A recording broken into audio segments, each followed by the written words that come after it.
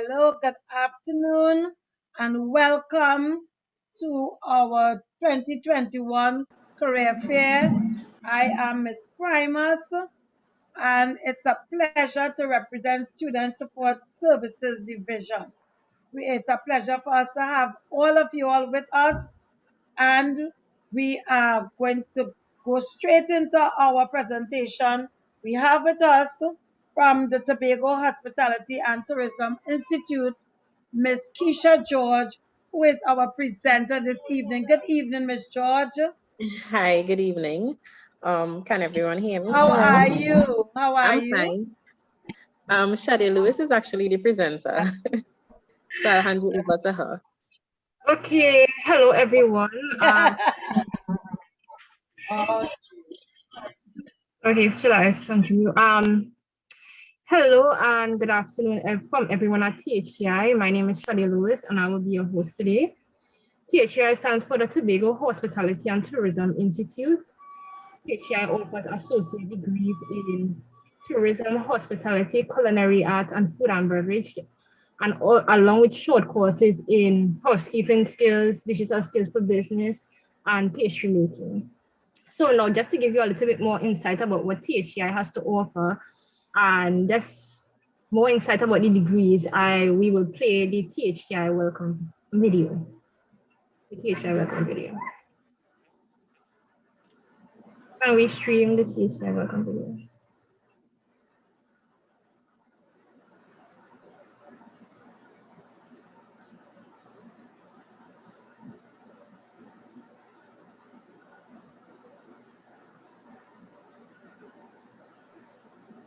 Just a quick question. Are we supposed to stream that video ourselves, or is tech support streaming that video?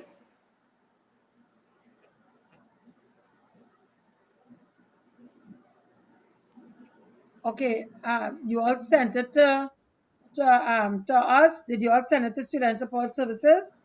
Yes, I did. Yes, we did. But we can share screen now, and if we have the rights, and we can stream it. Okay. Well, I think one of you all are the host. Okay, so I am seeing RSC as the tech host, so they are supposed to share it for us to see. So we are waiting on them to share. Or you can talk by the time, and when it starts to share, explain to us what is happening. Miss Lois? Hello. As I said before, THCI offers associate degrees in culinary arts, tourism, food and beverage, hospitality, just to name a few. So if you want to open your own restaurants, you want to start operating tourism, you like visiting different destinations, you love just nature, ecotourism, THCI is the place to be. THCI offers opportunities for students to access the associate degree program from the age of 16. So by the time you finish, because there are certain courses that you would only be allowed to do when you're 18 because of the use of alcohol in those courses. So some of those courses are food and beverage. So when the 2 years pass, you will be allowed to complete that course to the associate degree program. The associate degree programs are usually 2 years full-time, 3 years part-time, and Shade, I think you have the right to share screen. So if you try to just share screen, you'll be able to stream the video. Okay, thank you.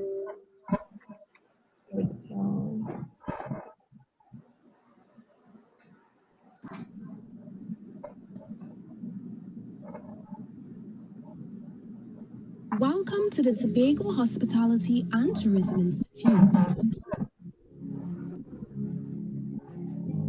Greetings. It is our pleasure to welcome you to THCI. We're privileged that you have chosen to entrust us to help you achieve your educational goal. Welcome from our deans, Mrs. Bernadine Thomas McCain and Mrs. Joanna Moses Vorke. At THTI, we incorporate the very essence of Tobago's physical and cultural heritage into your hospitality and tourism programs.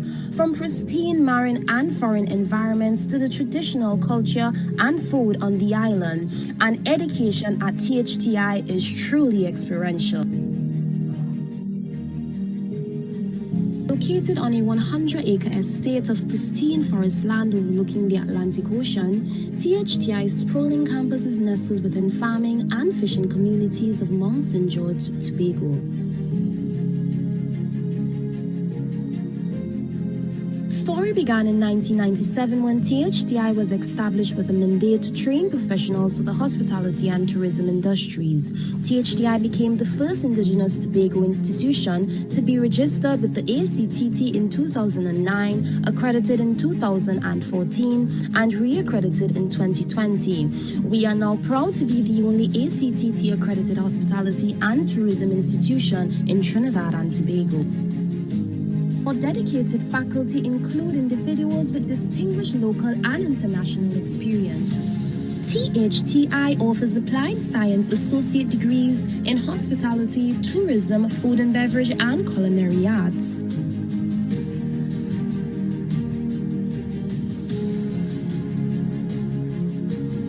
At THCI, we believe that academic learning is greatly enhanced with experiential immersion. These experiences include local field trips and international competition, such as CTO Students Colloquium Competition in New York, where in 2019, THCI was represented by 4 student finalists. Student chef dinners are an opportunity for students to use creativity, emerging local and regional products to create fine dining experiences. After completing the coursework, students will undertake an internship at a real-world workplace. We provide opportunities for academic pathways to bachelor's degree through local and international partners.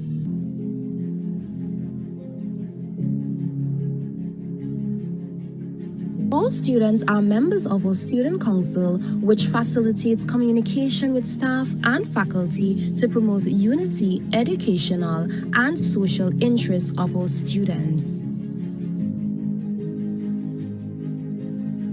THCI campus is equipped with a large commercial kitchen, training kitchen, and restaurant for hosting fine dining experiences and wine tasting.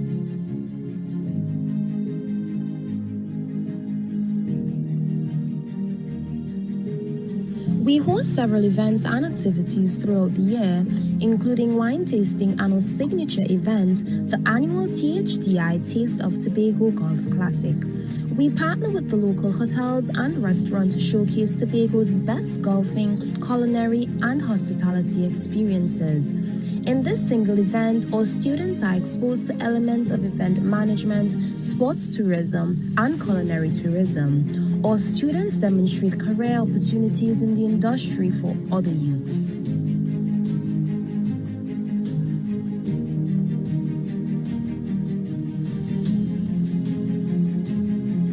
Our students work on sustainable tourism initiatives as well as promoting Tobago's tourism. We welcome and host faculty and students from other local and international colleges and universities. Discover more about the Tobago Hospitality and Tourism Institute, where quality comes first, on our website, Facebook, and Instagram pages.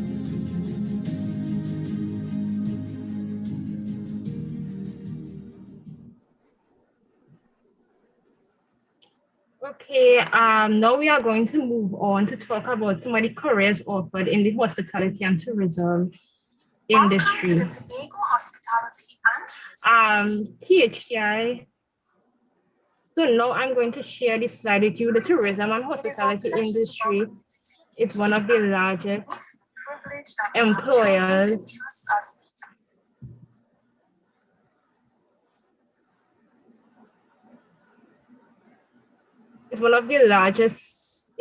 in the world. So now I will share a slide with you, which should just show you some of the careers in the tourism and hospitality.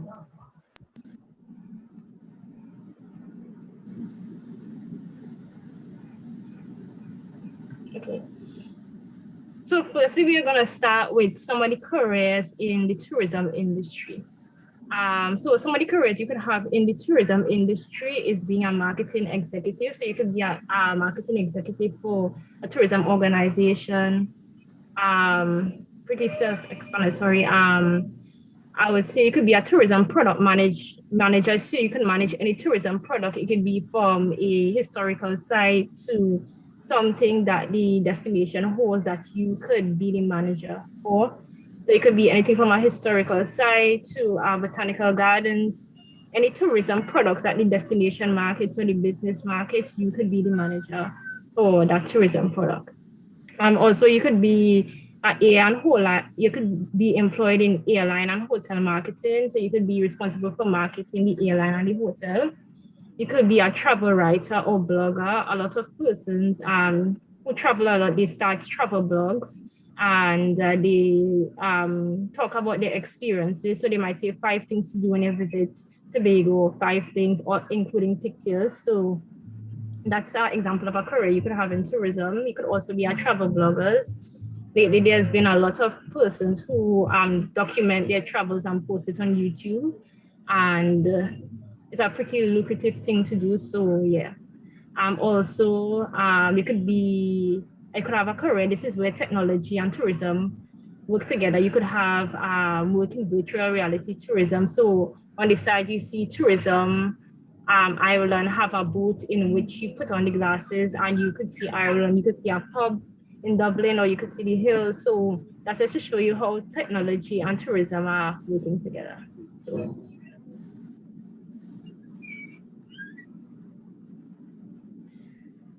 Thank you, Shade. My name is Safia Bolhan. I'm also with the Tobago Hospitality and Tourism Institute, and I am responsible for the marketing department, which means that I am responsible for all the marketing channels, Facebook, website, as well as all the communication related to the organization. So I'm really happy to be here today to talk to you about careers in hospitality, amongst other things. Now, hospitality is a very big umbrella term. Generally speaking, when you talk about hospitality, you include the food and beverage industry, the travel industry, entertainment, recreation. So it's a really big and umbrella term. At THCI, the hospitality program focuses particularly on the food sector and also on the accommodation sector. So the term hospitality in general, when you think about hospitality, you think about hosting somebody, providing that service. In this, you provide hospitality in your own home. So if you think that on a larger scale, you realize just how big this industry is, because we're always looking and engaging in entertainment, in travel, in hosting people. So the opportunities for business are really great. Event management is one of the areas that many of our graduates from hospitality look for opportunities. And event management is a very big sector. So it could be from weddings to conferences, there are business conferences, there are people who travel for medical tourism. So it's a really, you could manage any type of event from, as I said, from the wedding all the way to a big concert or a business conference.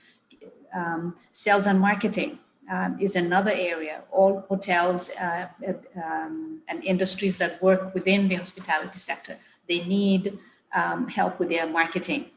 And technology is really changing the landscape. So today we'll run a couple of videos for you just to see how the hospitality sector and technology is coming together to open even greater opportunities. If you think of travel, if you were going to go, for example, even as close as going to the zoo in Port of Spain, Trinidad, for example, you can do much of your research online. You might see an ad on Facebook or Instagram. You can click on it, you can go on the website, you can book. You could click on a map, it can give you directions how to get there. So technology is really bringing the world closer together. It's creating a lot of excitement for people who are interested in travel, people who are interested in entertainment, or anything you would like to do. Literally now is available to you at your fingertips. So I'd like us to play our first video just to show you some of the technology changes that are happening within the hotel sector, for example, that will give you a good idea of how versatile this industry is and what role you could play.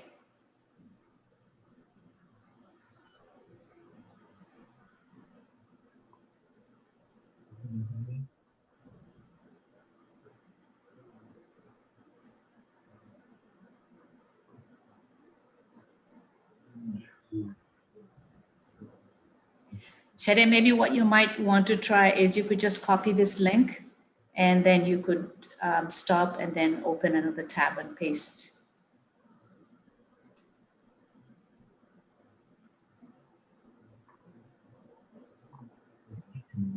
Wake me up at 6:15 a.m. No longer will Marriott guests have to get out of bed or pick up the phone. They'll be able to ask Alexa to turn the lights off, change the channel, The visual. recommend restaurants nearby, or even order room service. This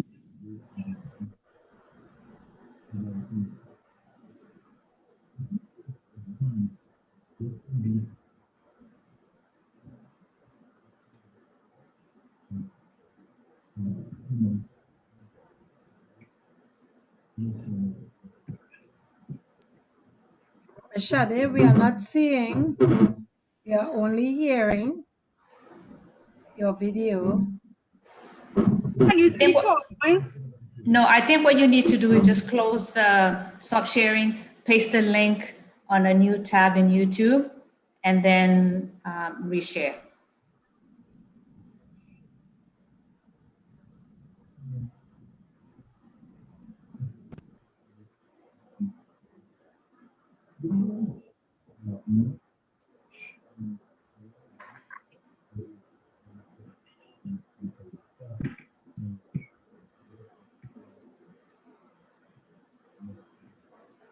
Wake me up at 6.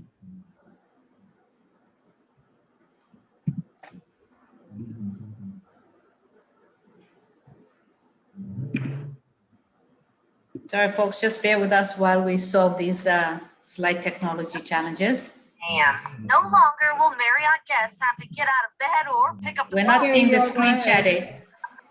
We still not seeing.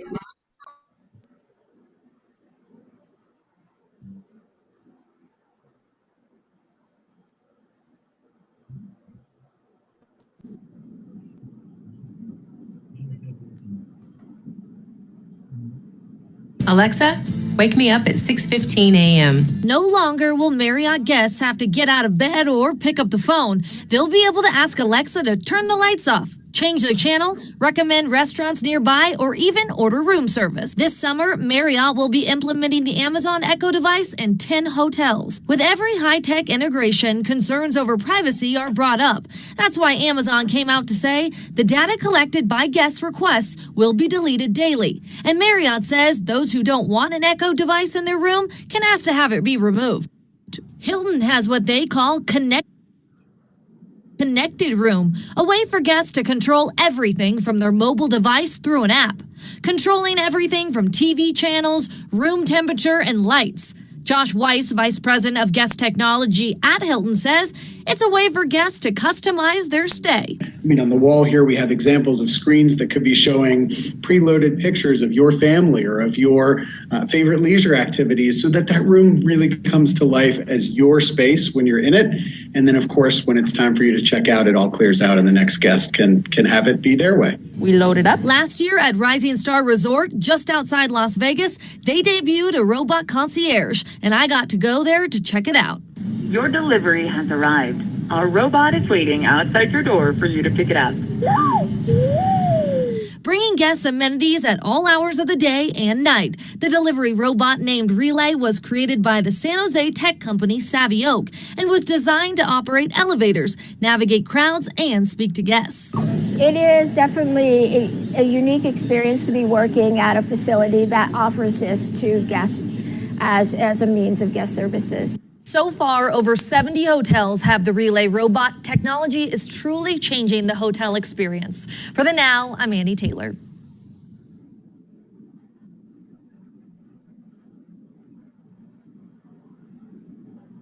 Alexa, wake me up at 6.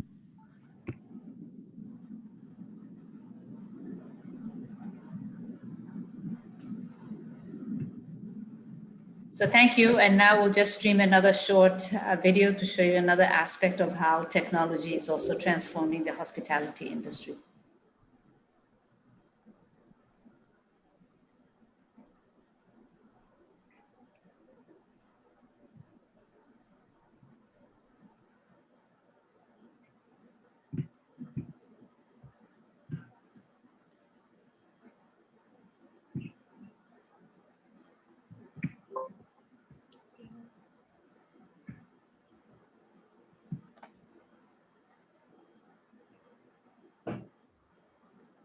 Wake me up at 6:15 a.m. No longer will Marriott guests have to get out of. Now that's playing the same video.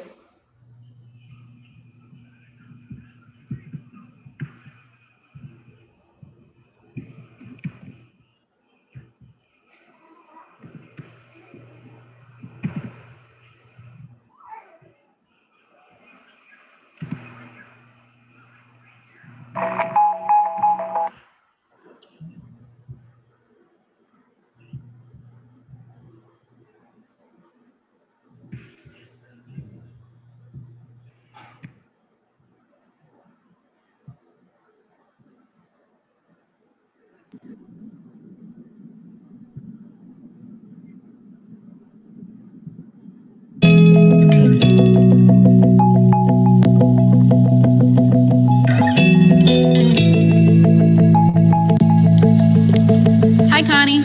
How may I help you? I am Hilton's newest concierge in training, thanks to a pilot project between Hilton and IBM. Hospitality is a really interesting use case for Watson because inevitably you have people who need information. They need to find a restaurant, they need to find a park, they need to get directions. We operate in a very crowded industry, so innovation is key. Innovation has to help solve problems operationally. Innovation has to help our customers. It's an opportunity to really delight customers in ways that they don't expect. We're really excited about being able to build out the Great. So thank you very much. And now I'll hand over to my colleague, Keisha George, to walk you through the other 2 associate degree program careers that we have at THCI. Okay, hi everyone. My name is Keisha George, and I recently joined the THCI marketing team as Safia's marketing assistant. So I would usually assist her with the social media creation and the posts and content that you would see there. And sometimes I would be responsible for replying to your comments and interacting with you as well. Today, I've been tasked with presenting to you the careers in culinary arts. Shade? Can we screen share the Ms. Kika? Sorry? I'm just saying you all can take your time and show, take your time and do your presentation. You can take your time and go ahead. Okay. All right, we're just waiting for Shade to just quickly change the screen and get back to the presentation slide.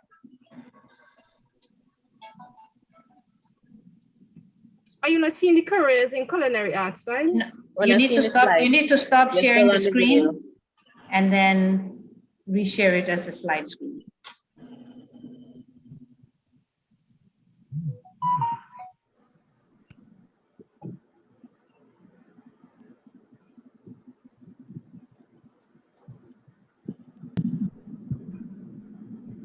Great. Thank you so much. So I'll be presenting to you the careers in culinary arts today. Perfect. So we would obviously have the traditional career of becoming an executive chef. That is self-explanatory. But in the face of this pandemic, we would now switch over to thinking about careers that would allow you to provide your service remotely or in isolation. So we would have food writers, or commonly known as critics. So you'll be able to go out, you'll have knowledge of food, how it's supposed to be presented, how it's supposed to taste, describe and be able to describe food in detail. As a food writer or critic, you'll have the knowledge to do that from our programs and be able to excel in that career as well. We also have the career of being a food photographer. You would work with businesses and corporations that need photos, ideal photos for billboards, magazines, websites, that sort of thing. Next, we would have the artisan food producer. These persons would primarily focus on creating the ideal dish to be sold retail and wholesale. So there's no need for the direct contact. We have food technologists. These would be persons who are responsible for creating new flavors for corporations and big businesses that would have that would operate within the food industry. The final career under culinary arts, which is actually my favorite career, is something called a ghost kitchen. So it allows you to do what you're passionate about, get involved in creating your dishes, but there's no need for the actual physical traditional restaurant. You'll be able to market your meals online, have persons make their orders online as well, and have the delivery done. So there's no actual restaurant, but you'll be able to execute and prepare your food and have people taste and interact with them online as well. Switching over to careers in food and beverage. Great. So we have the food and beverage cost controller. This person is primarily responsible for working with restaurants and bars, helping them to source the right suppliers for their foods and their beverages, do stock control, help them out financially with the cost aspect of securing stock. We have restaurant managers who, well, that's self-explanatory. They'll be responsible for the day-to-day operations of your own restaurants or any other restaurants that you may be employed with. We have sports nutritionists. These persons would work mostly with athletes, help them with their diet plans and things along that line. And bartenders as well is self-explanatory. They will be primarily responsible for creating the cocktails that we all love to see and enjoy. That's it for the end of our presentation concerning careers. If you want to contact us, you can visit our social media platforms. On Facebook, we are at Real Tobago THCI. Our website is www.thciedu.tt. On Instagram, you can follow us THCI_Tobago. And you can also call our lines at 660-2196 or 303-5153. For any information that you may need on courses or programs that we may offer, you could also email info.thci.edu.tt. So this is the end of our presentation. If anyone has any questions, we would be available to answer. Okay, maybe while we're waiting for questions, I just want to encourage any of the students who are listening, if you're interested in applying, we are currently accepting applications into our associate degree program. Many of our theory courses, you can actually take them online. We have a blended learning environment. So only the practical elements of the course or your program would you need to be on campus. But some of our degree programs, such as tourism, for example, hospitality, a large part of the course can be offered online. Our deadline for application is May 31st to come into the academic year of September 2021. Even if you just submit your application and whenever you get your CXC results in July or August, you can submit them after, but we encourage you if you're interested to just go on our website. And there's an online application process, which is very straightforward, and you can just submit your application online, and all the information about our degree programs is also available online.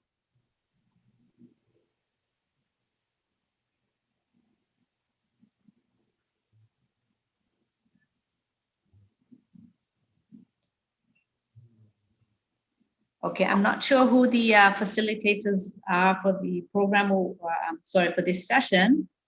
If the questions are going to be fielded to us through the either the guidance officers or the moderators on the session,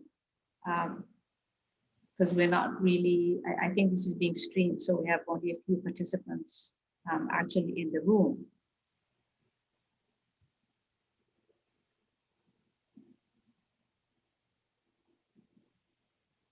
Do we have any questions?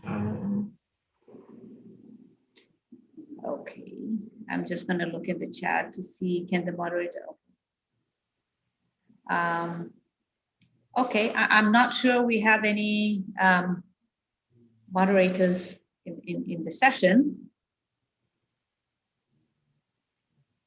I'm seeing somebody called Trisha Khan on the session.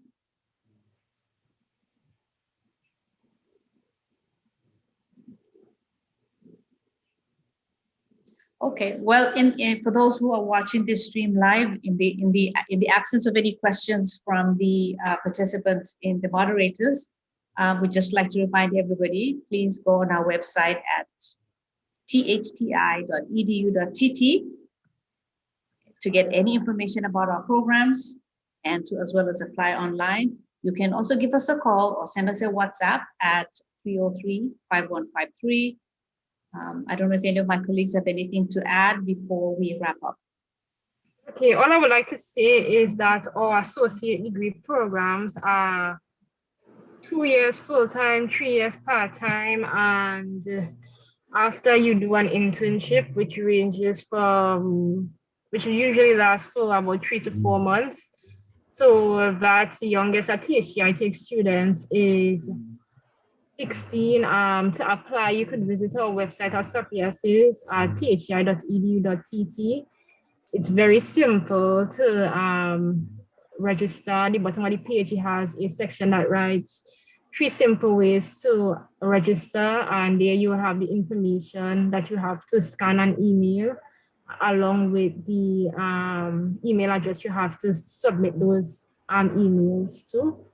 So to enter the school, you need 5 CXC passes, including maths and English. You could have 4 CXC passes, but you would have to have at least 1 year experience in the industry. Also, if you don't have certain passes or less than 4 passes, we have the THCI PAD program, which lasts at least 1 semester.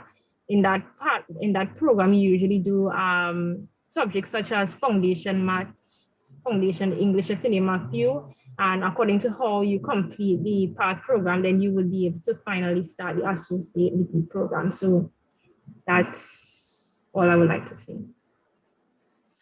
Okay, thank you. Keisha, maybe you could just do a vote of thanks and then we will exit the session. So to end this session, I'd like to say thanks on behalf of THCI for all the persons that are listening to the live stream. It's unfortunate that we didn't get to interact with you to hear your questions and answer anything that you may have had needed clarification on. However, you could always reach out to us on our social media platforms. I'll repeat it again for you guys. It's on Instagram, it's THCI_Tobago. So you could message us there, or you could visit our website for more information at www.thci.edu.tt,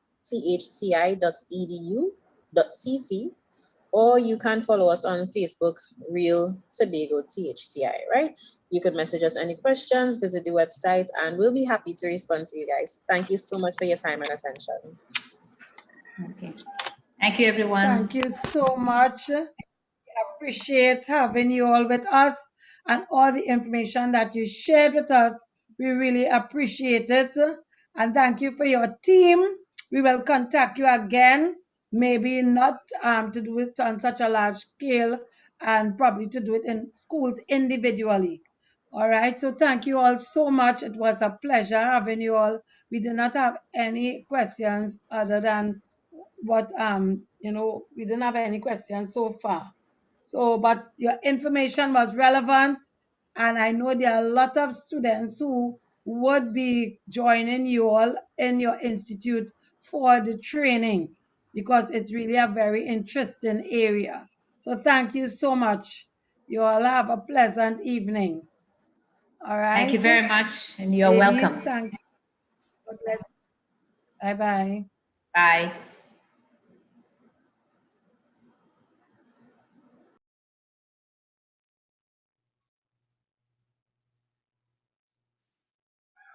Okay. So, Trisha.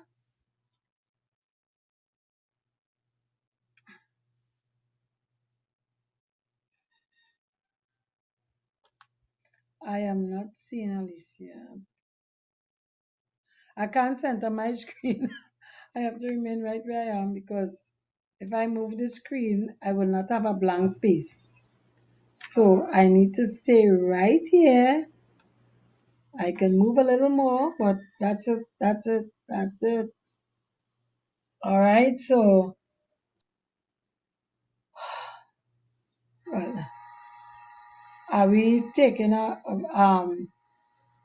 activity or something else now? A video?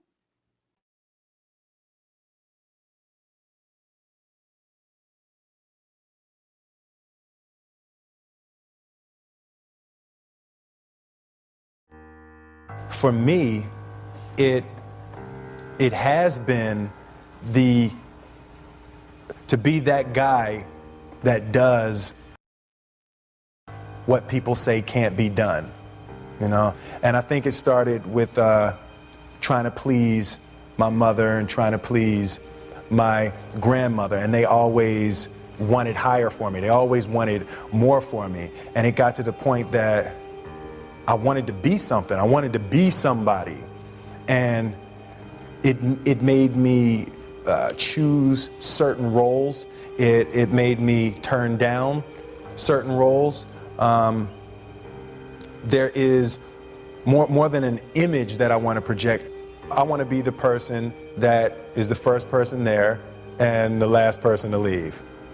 That's who I want to be, because I think that the road to success is through commitment and through the strength to drive through that commitment when it gets hard. And it is going to get hard, and you're going to want to quit sometimes, but it'll be colored by who you are and more who you want to be. I definitely found that wanting to be an actor stems from wanting to be somebody. My mom wanted me to be a truck driver because that would mean I'd make $24,000 a year if I went to Truck Masters, and that would be twice what my father made. And she thought that would happen, but something inside of me said, I don't want to drive a truck. There's something else that matters more to me, and I decided I was not going to go for money instead of passion. And the rewards have been pretty amazingly better than being a truck driver. It's not bad being a truck driver, it's just not what I was after. And I look back, and one of the things that helped me was my original teacher, Jim Rohn, who was a personal development speaker I went to hear when I was 17. He said something the first time I heard him, and he said, you know, it's really simple. If you want life to change, you got to change. If you want life to be better, you've got to get better. It's the only way it happens. And luck will show up for people and it'll leave them. But if you're constantly improving who you are and what you give, game over. See if you can find some ways to multiply your value to the marketplace. And he said your income will immediately start to change. See, if you go through life holding back, and most of us do, most of us, if we ask ourselves, have we done all we can do? Most of us will have to answer, no, we haven't.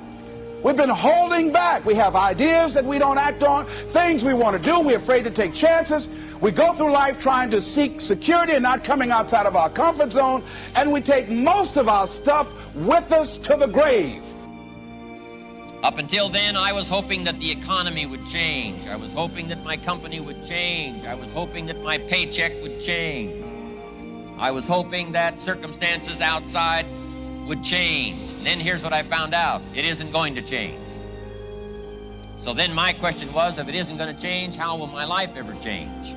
And here's what my teacher taught me. When you change, everything will change for you. And I'm saying that the fact that you're still here, that you're still breathing, you've got some more work. And you owe it to yourself. You owe it to yourself. So when you get up in the morning, that you can look yourself in the face and say, hey, I'm living my life on my terms. Change your question, change your life.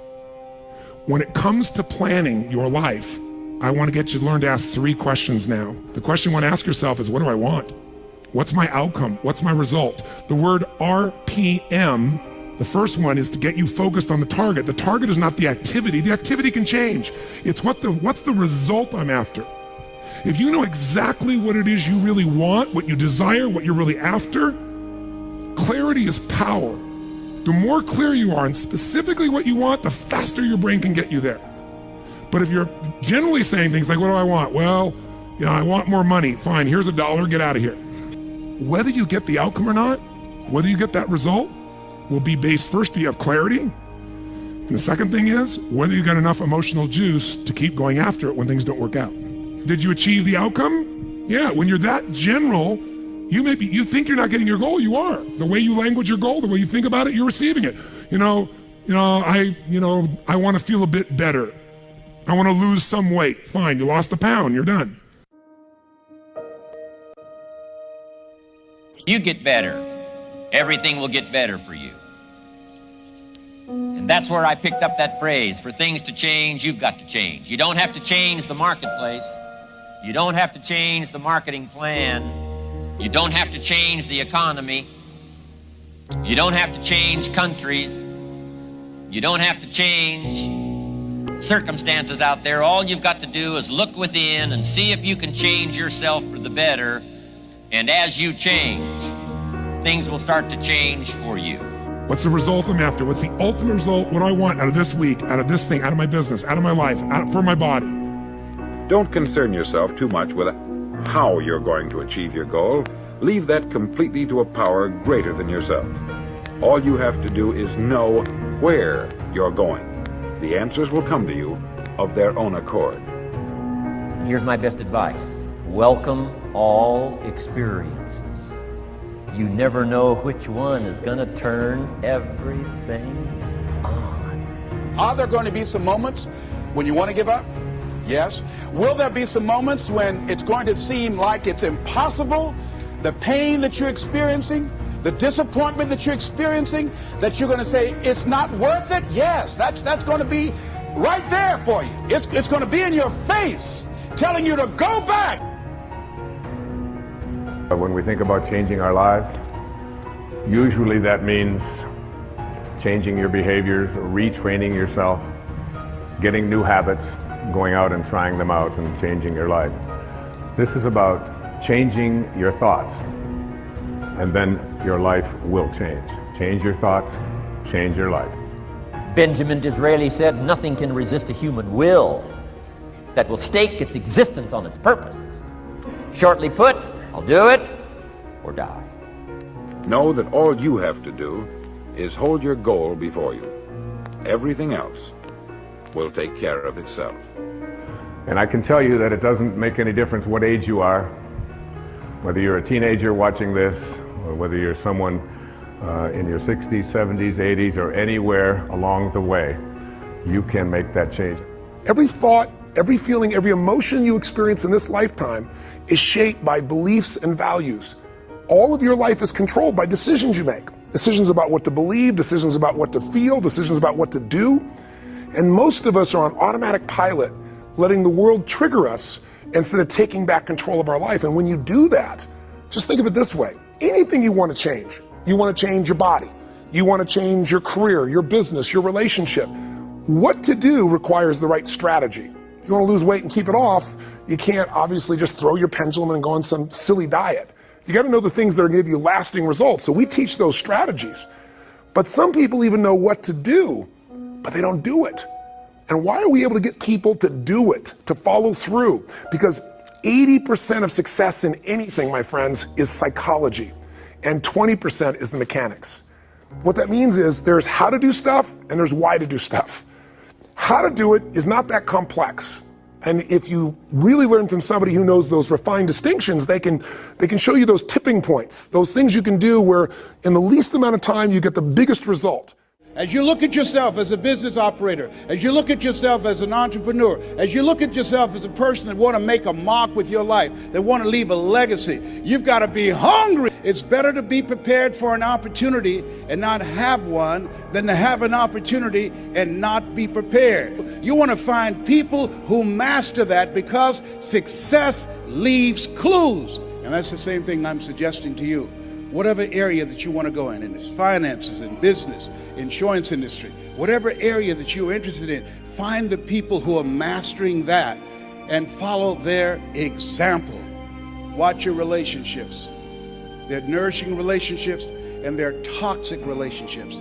Nourishing relationships, they bring the best out of you. They inspire you.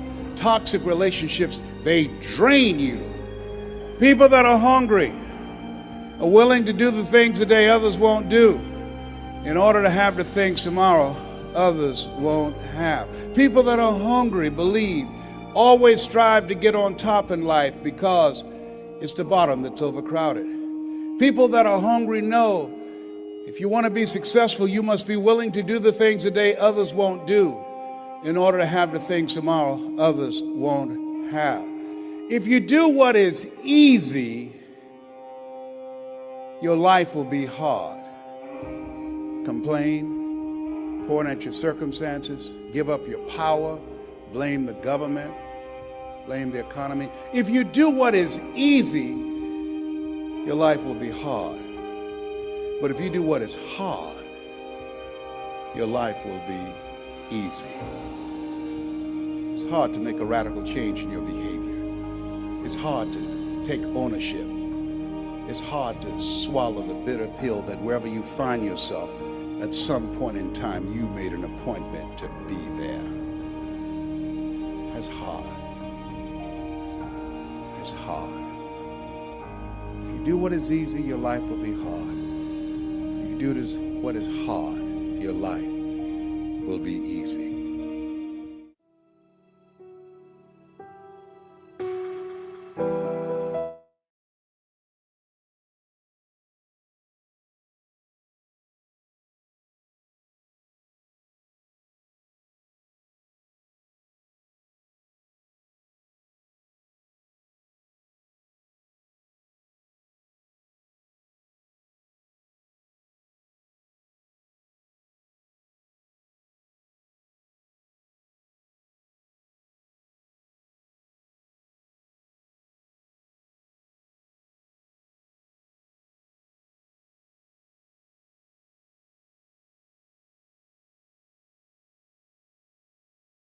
Hi, I am on.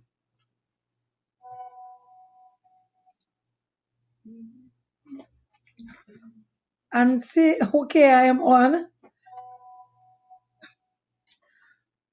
Guys, but why am I turning on the camera for? This is not making no sense to me. All right, so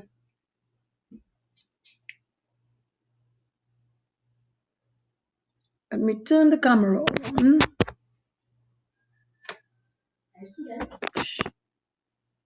Okay, so we are back again this evening. We just had our presenters from Tobago Tourism Institute, and we are back again. And it is a pleasure to be here. So we are waiting our presenters. All right, we are waiting our presenters from NTA.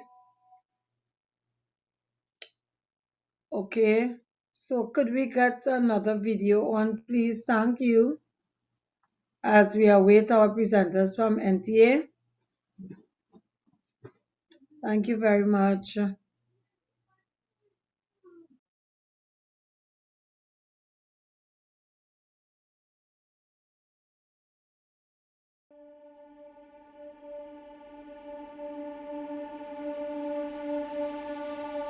I found that nothing in life is worthwhile unless you take risks. Nothing. Nelson Mandela said, "There is no passion to be found playing small and settling for a life that's less than the one you're capable of living." Now, I'm sure in your experiences in school and applying to college and picking your major and deciding what you want to do with life, I'm sure people have told you to make sure you have something to fall back on. Make sure you got something to fall back on, honey. But I never understood that concept, having something to fall back on. If I'm going to fall, I don't want to fall back on anything. I want to fall forward. I figure at least this way I'll see what I'm going to hit. Without consistency, you'll never finish. So do what you feel passionate about. Take chances. Don't be afraid to fail. There's an old IQ test, was 9 dots, and you had to draw 5 lines with a pencil within these 9 dots without lifting the pencil. The only way to do it was to go outside the box. Don't be afraid to think outside the box. Don't be afraid to fail big, to dream big. But remember, dreams without goals are just dreams. Reggie Jackson struck out 2,600 times in his career, the most in the history of baseball. But you don't hear about the strikeouts. People remember the home runs. Fall forward. Thomas Edison conducted 1,000 failed experiments. Did you know that? I didn't know that. Because the 1,001st was the light bulb. Fall forward. Every failed experiment is one step closer to success. You've got to take risks, and I'm sure you've probably heard that before, but I want to talk to you about why that's so important. You will fail at some point in your life. Accept it. You will lose. You will embarrass yourself. You will suck at something. There's no doubt about it. And I know that's probably not a traditional message for a graduation ceremony, but hey, I'm telling you, embrace it, because it's inevitable.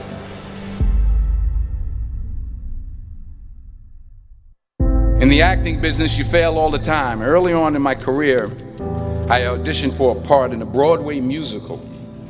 Perfect role for me, I thought, except for the fact that I can't sing. I didn't get the job. But here's the thing. I didn't quit. I didn't fall back. I walked out of there to prepare for the next audition, and the next audition, and the next audition. I prayed. I prayed. And I prayed. But I continued to fail, and fail, and fail. But it didn't matter, because you know what? There's an old saying, you hang around the barbershop long enough, sooner or later you're going to get a haircut. So you will catch a break, and I did catch a break.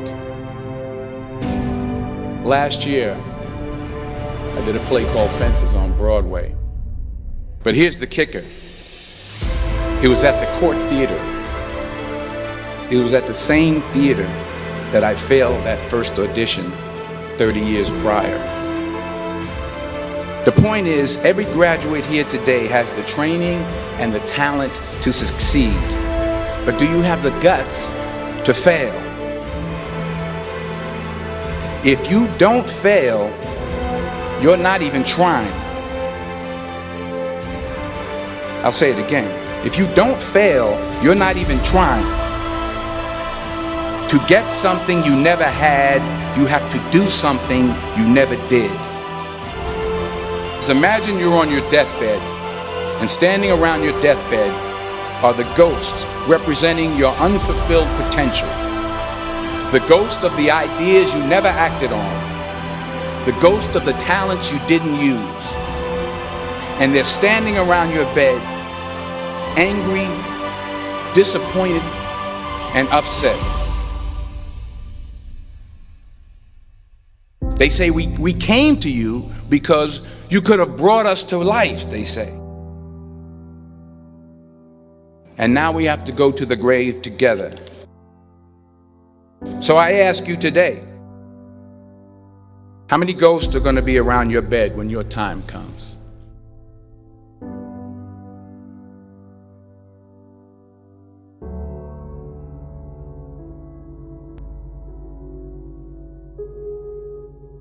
I just got back from South Africa. It's a beautiful country, but there are places there with terrible poverty that need help. And Africa is just the tip of the iceberg. The Middle East needs your help. Japan needs your help. Alabama needs your help. Tennessee needs your help. Louisiana needs your help. Philadelphia needs your help. The world needs a lot, and we need it from you. We really do. We need it from you young people. I mean, I'm not speaking for the rest of us up here, but I know I'm getting a little grayer. We need it from you, the young people, because remember this. You got to get out there. You got to give it everything you got, whether it's your time, your talent, your prayers, or your treasures. What are you going to do with what you have? I'm not talking about how much you have. Some of you are business majors. Some of you are theologians, nurses, sociologists. Some of you have money. Some of you have patience. Some of you have kindness. Some of you have love. Some of you have the gift of long suffering. Whatever it is, whatever your gift is, what are you going to do with what you have? All right, now here's my last point about failure. Sometimes it's the best way to figure out where you're going. Your life will never be a straight path. I began at Fordham University as a pre-med student. I took a course called cardiac morphogenesis. I couldn't read it, I couldn't say it, I sure couldn't pass it. So then I decided to go into pre-law, then journalism. And with no academic focus, my grades took off in their own direction. I was a 1.8 GPA, and the university very politely suggested that it might be better to take some time off. I was 20 years old, I was at my lowest point. And then one day, and I remember the exact day, March 27th, 1975, I was helping my mother in her beauty shop. My mother owned a beauty shop up in Mount Vernon. And there was this older woman who was considered one of the elders in the town. And I didn't know her personally, but I was looking in the mirror, and every time I looked at the mirror, I could see her behind me, and she was staring at me. She just kept looking at me. Every time I looked at her, she kept giving me these strange looks. So she finally took the dryer off her head and she said something I'll never forget. She said, "Young boy, I have a prophecy, a spiritual prophecy." She said, "You are going to travel the world, speak to millions of people." And in the years that followed, just as that woman prophesied, I have traveled the world and I have spoken to millions of people through my movies. Millions who up till this day couldn't see me, who up till this day I couldn't see while I was talking to them, and they couldn't see me, they could only see the movie. They couldn't see the real me. But I see you today, and I'm encouraged by what I see. And I'm strengthened by what I see. Because taking risk is not just about going for a job. It's also about knowing what you know and what you don't know. It's about being open to people and to ideas. The chances you take, the people you meet, the people you love, the faith that you have, that's what's going to define you. Never be discouraged. Never hold back. Give everything you got. And when you fall throughout life, remember this: fall forward.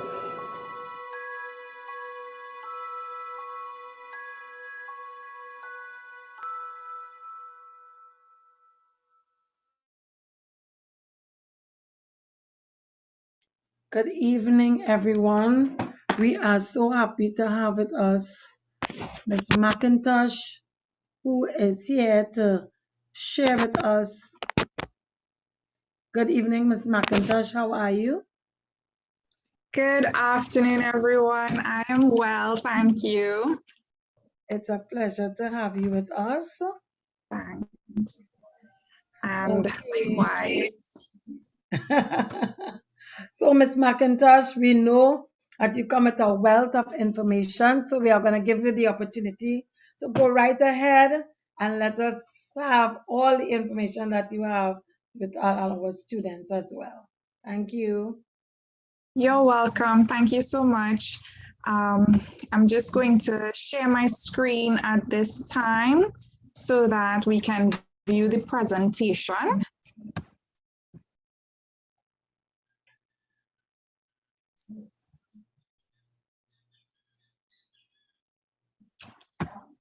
Maybe to go back.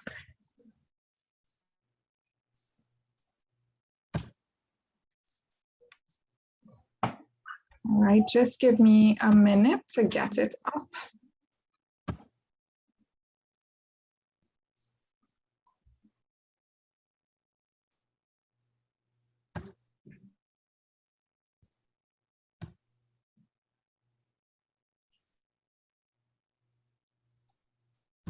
think this one is it.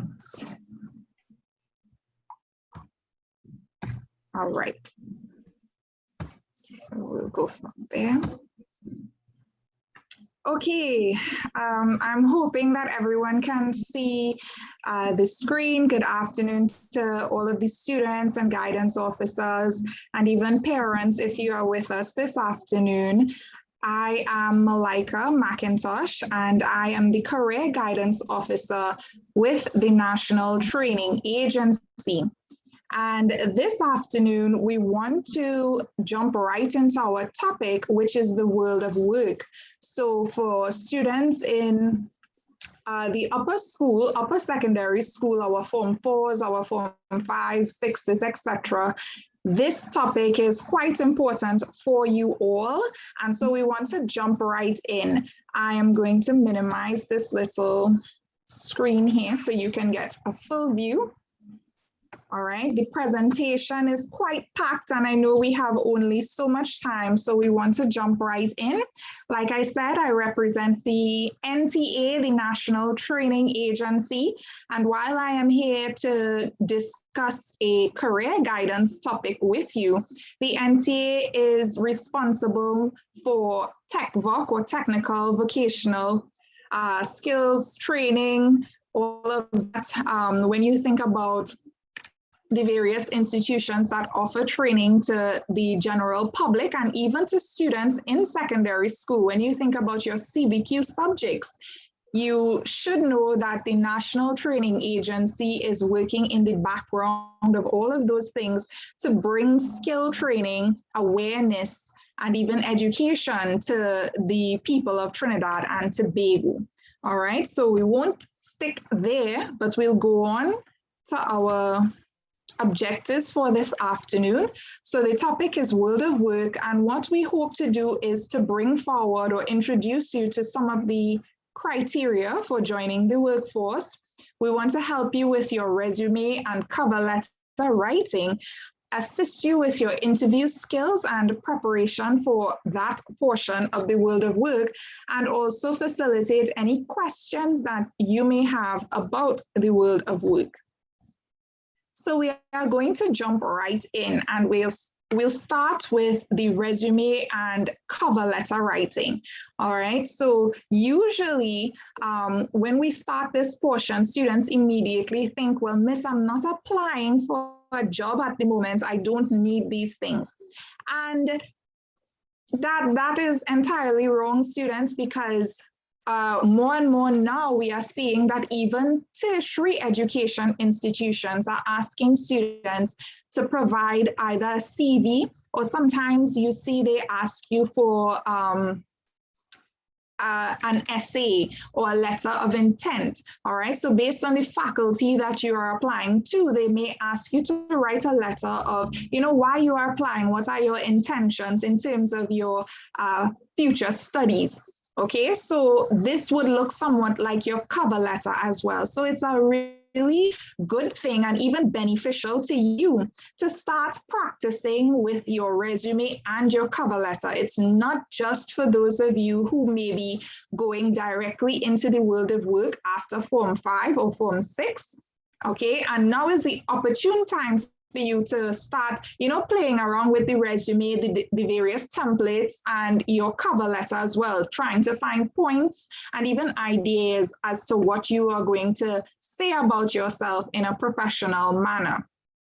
So as soon as you begin job hunting, your resume and your cover letter those are two documents that you will have to have, main criteria, okay? So we have to complete these both documents before we even think about heading into the world of work. And like I said, even if you are applying to tertiary education institutions, you may need one of these as well.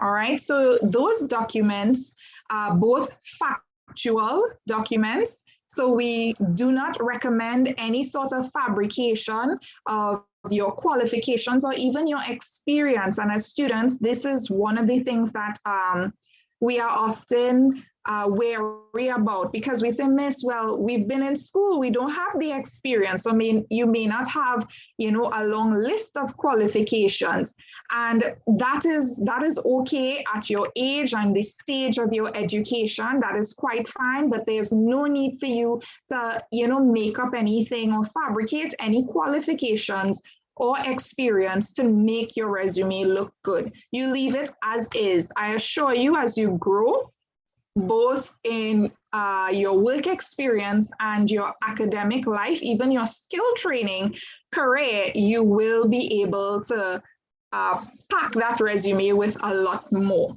Remember, fabrications, making up things, and even omitting things from your resume may have penalties if you are found out.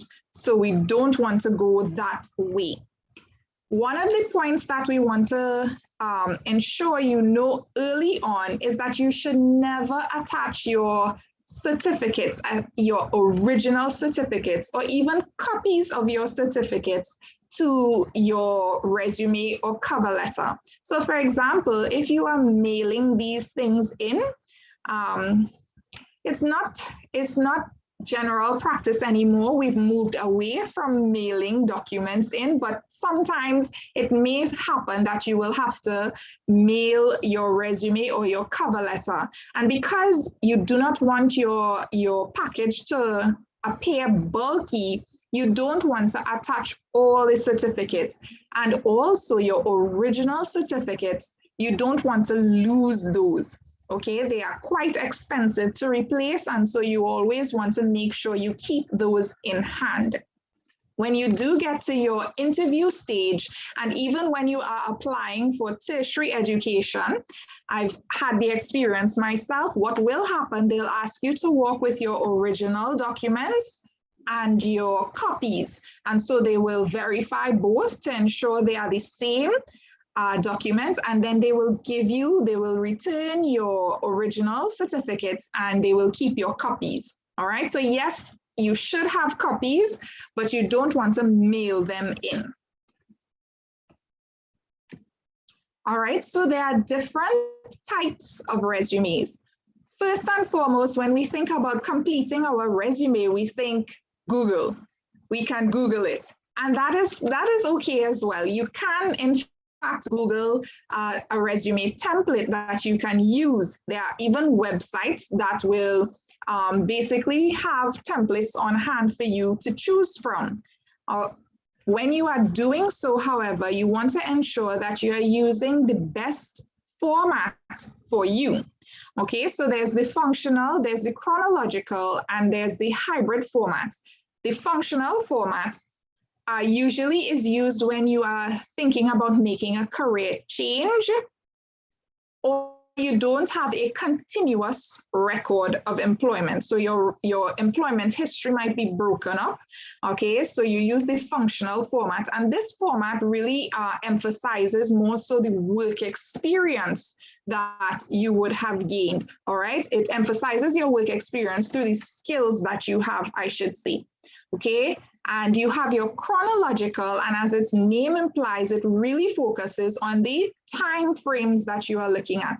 So it is more utilized for persons who have been in a particular field for a lengthy period of time. So for example, your teachers who have been in their profession for, let's say, the last 15, 20 years, their format would include time frames that would show that lengthy time period. And it means that your work experience now is arranged in order by dates of the jobs, and it is usually in reverse order. We'll talk a little bit more about that. And then we have the hybrid, which is what we recommend that you use. As its name implies, it's a combination of your functional and your chronological. So your resume format is going to include work experience based on your skill sets, and also the time frames based on your experience and your qualifications as well. Okay, so if you do go to the World Wide Web or maybe a website, what you want to do is look for the hybrid resume format. Okay, now the template, which is how things are structured, may differ from website to website. However, if you are looking for a format, the resume format, what you are looking for is the hybrid resume format. Okay, so we want to remember that. And these are some points that you want to remember as well. Your reverse chronological order. And when I show you our example of the resume, we will discuss that some more. You have your personal information, your name, your address, a telephone number, and an appropriate email, okay? Also your references. These are key points to remember. That is outside of the other headings that are on your resume, but these are key items that you have to include.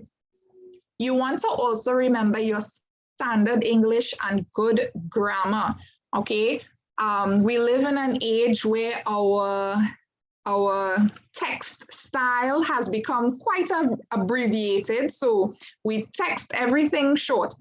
I get emails from students, and instead of AND for and, I get N.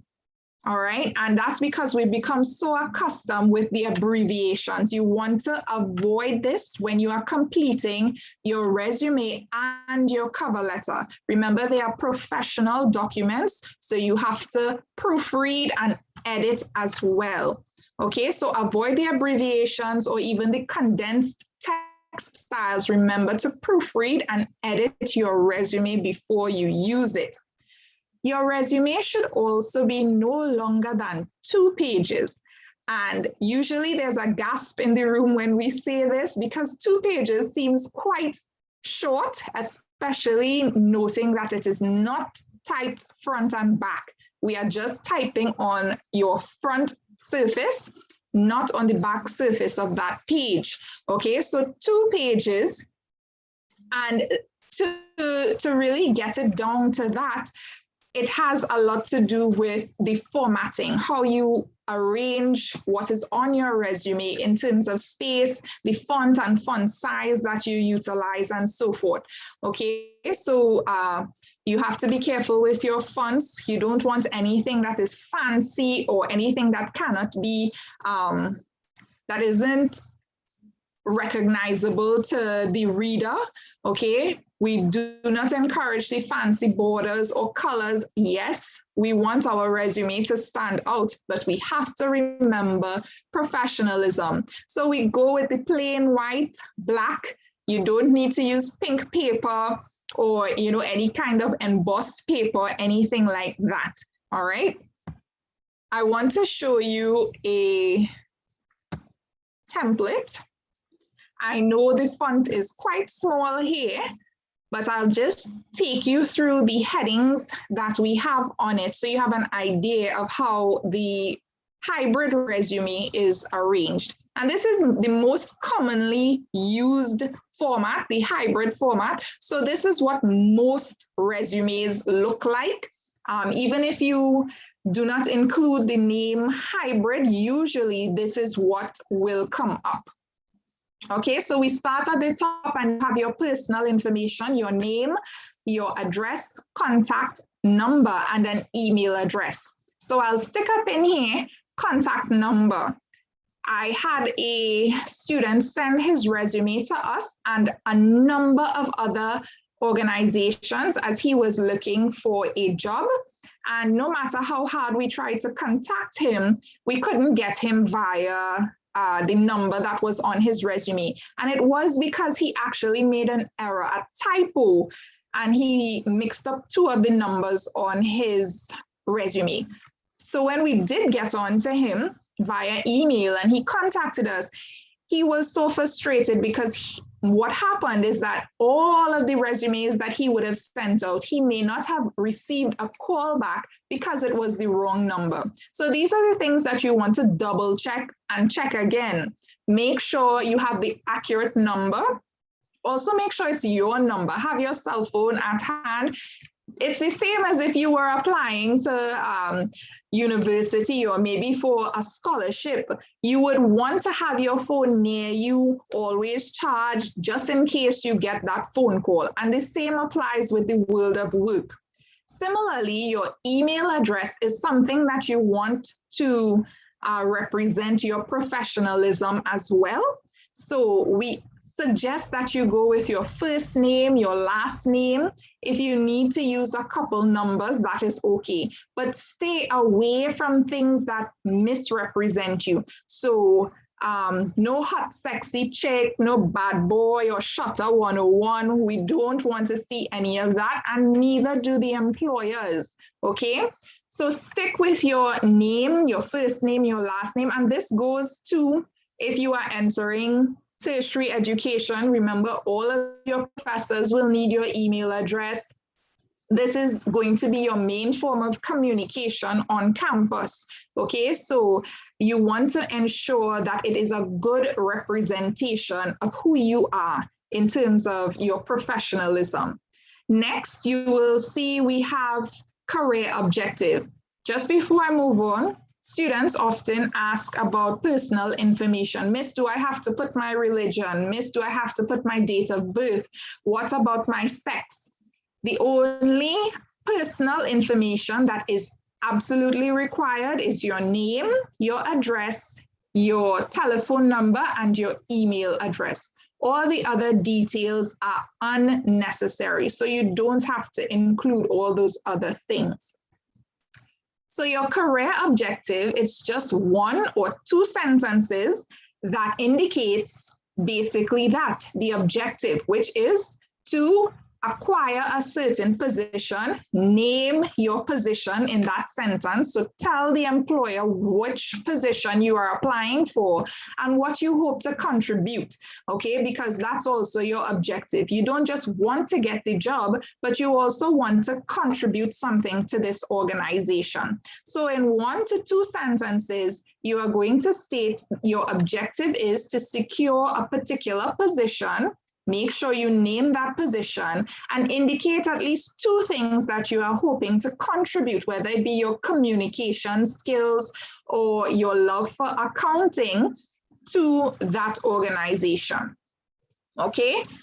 Sometimes you will get templates that have a summary, a career summary, which is quite different, and that's not what you want to use for your resume. The summary is going to take you into at least 2 paragraphs about your career history and just starting out from secondary school, knowing you may not have a lot of history in terms of the world of work. You don't want to use that summary, okay? You are going to go with the career objective. Next, you see education and qualification, and this is going to indicate your certificates as you have received them. And this is where we start with what we call the reverse chronological order. Okay, so reverse chronological order basically means that you are going to state everything on your resume in a reverse order in terms of the time. So you're going to state what you have most recently acquired, or what you've recently acquired in terms of your certificates. You place that first, and then you work your way backwards.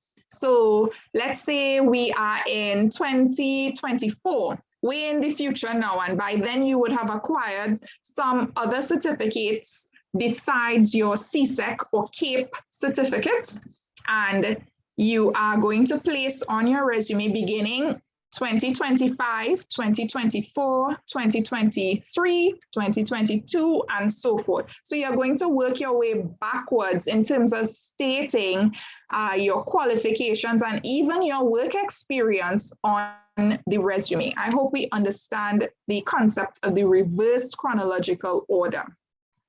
So this person here, you see they started off with their university degree, which may have been their most recent qualification.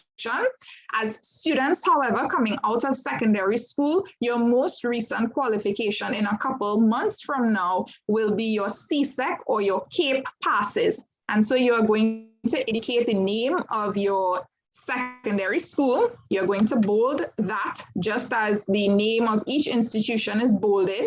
And right across from that, you're going to tell us the time frame. So from September 2010 to 2015, all right, or 2015 to 2020, etc. You are going to indicate the time frame that you would have attended that particular institution.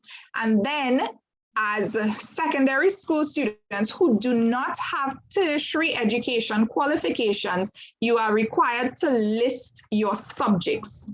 Okay, those are the subjects that you would have passed or represented on your CSEC or CAPE certificate. You are going to be required to list those subjects. So it's going to be math, English A, English B, Spanish, physics, whatever those subjects are, you are going to list them out. You don't necessarily have to tell the employer the grades that you have on the resume. It's up to you if you wish to do so, okay? After you have completed tertiary education, so you've gotten a bachelor's degree, maybe you've gotten some associate degree, etc., you can simply indicate 6 CSEC passes or 7 CAPE subjects. You no longer have to list those subjects after you have completed your tertiary education. All right, so this helps with saving the space and really formatting the resume so that you can keep it down to 2 pages. Next, you will see work experience, and we are going again with the reverse chronological order. You state the organization that you worked for, that goes in bold, and you tell us the time frame. Even if you have had a summer job, for some students, you would have worked over the July-August period. You can indicate that as well. Yes, it's short work experience, but it's work experience nonetheless. So as long as you can tell us the time frame, you can place that on your resume. You have to also state the position that you would have functioned in and at least 3 duties that you performed in that position, okay? So you list the name of the organization, tell us from what year or which months you would have worked at the organization, and also tell us your position and the duties, at least 3 of the duties that you performed. Okay, so that falls under your work experience. Next, we see awards or recognition. And if you don't have any students, any awards or recognition to place on your resume, simply omit. I've omitted this section from my resume and it is quite all right. All right, so when we think about the awards or recognition, some of our scholarship holders, you can place that under awards or recognition. You have to be able to indicate the organization that you were awarded by and also the year in which you were awarded. So as long as you can do that, you can place something under your awards or recognition. If not, simply omit this section. That is okay. So too with professional affiliation, which will most likely come when you are well into your career. Teachers have an association, so do doctors, police officers. Most professions have some sort of an affiliation or another. And when you get into your career and you become a part of those affiliations, you can place that on your resume. So you will state the name of the organization again, and of course, when you would have joined up to where you are presently.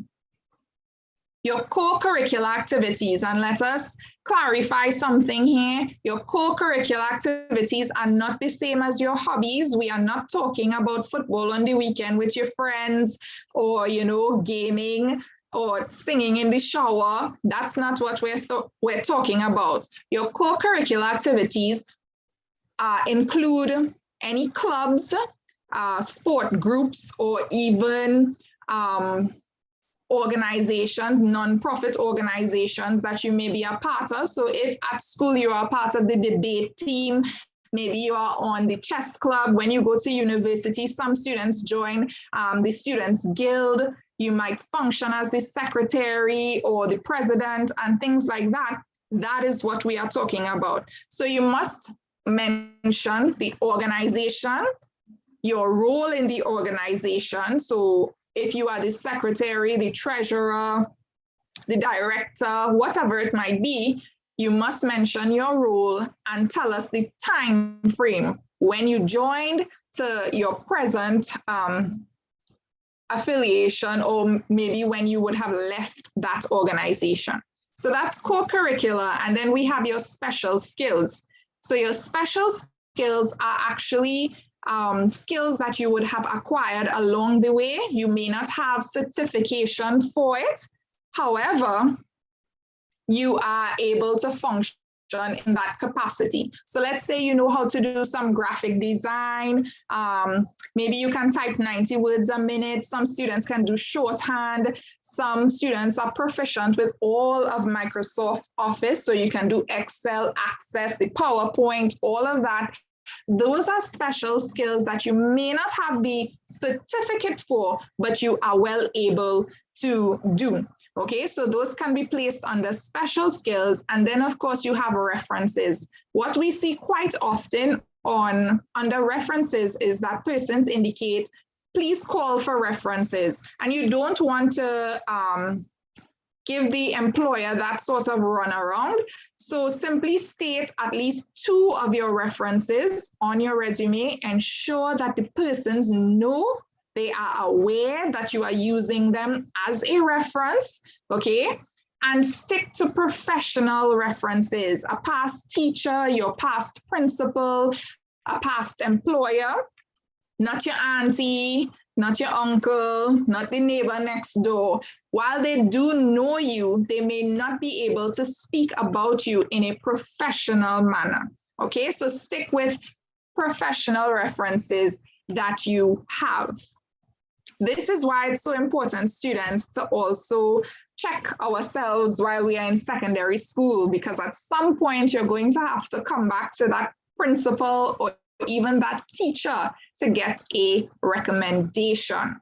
So we want to move on to our cover letter. This is the lengthier part of the presentation, the documents.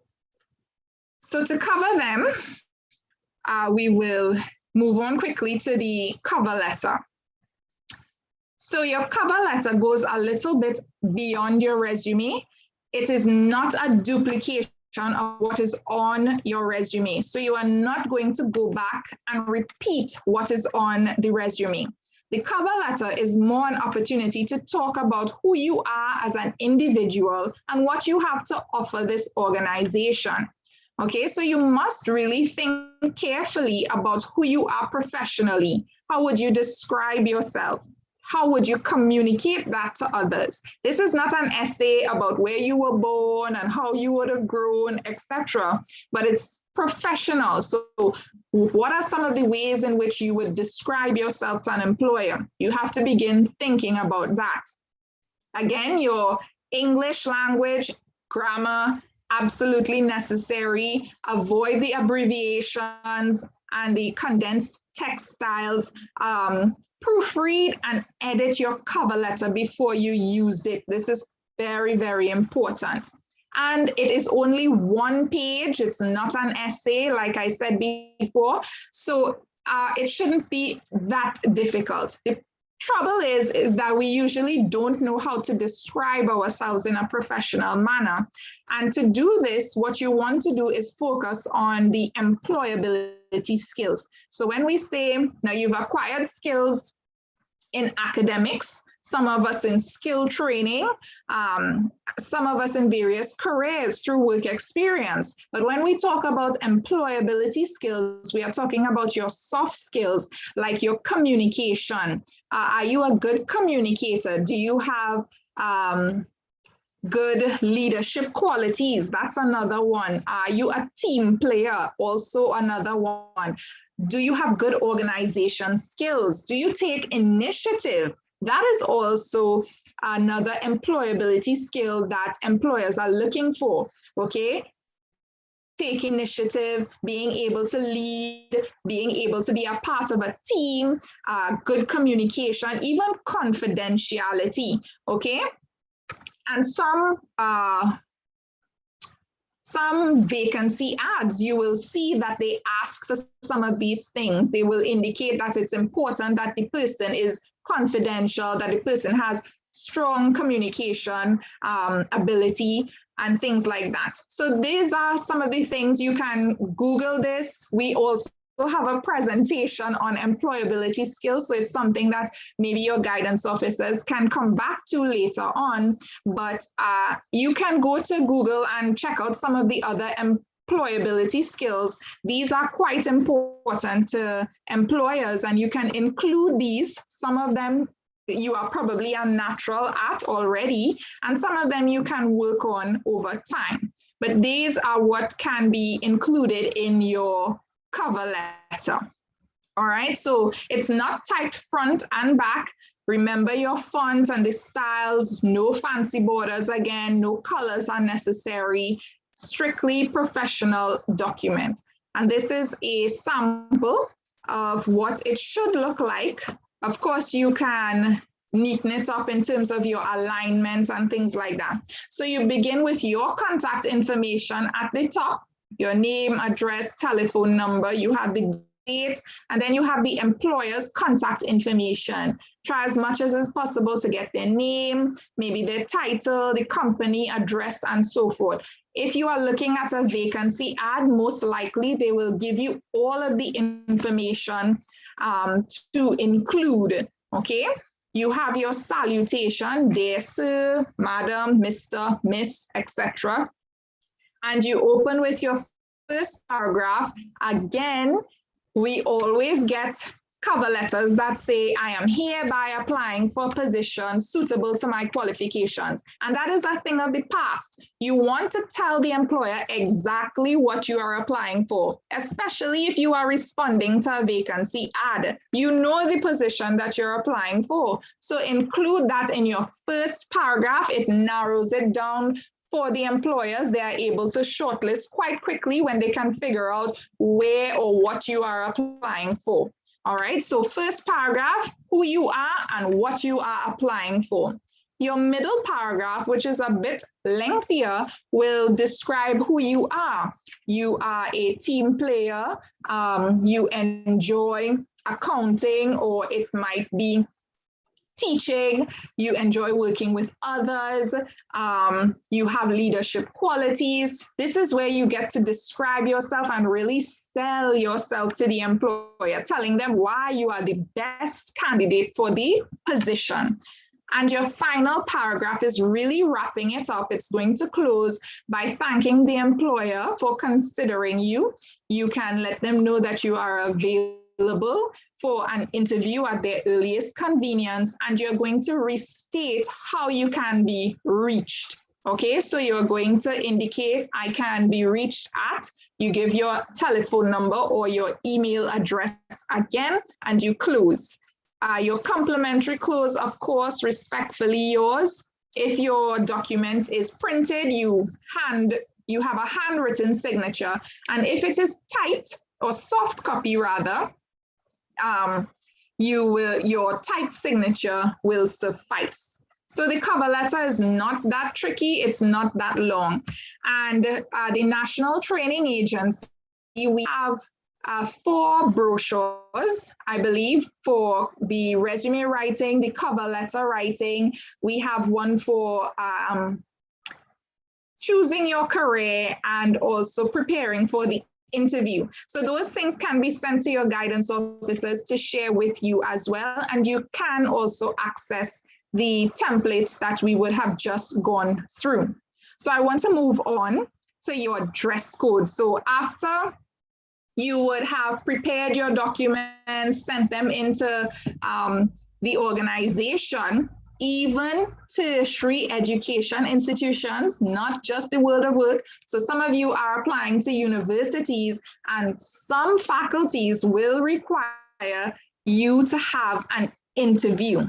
Okay, so all of this is not only for the world of work, it may become very handy for those of you who are going on to tertiary education institutions.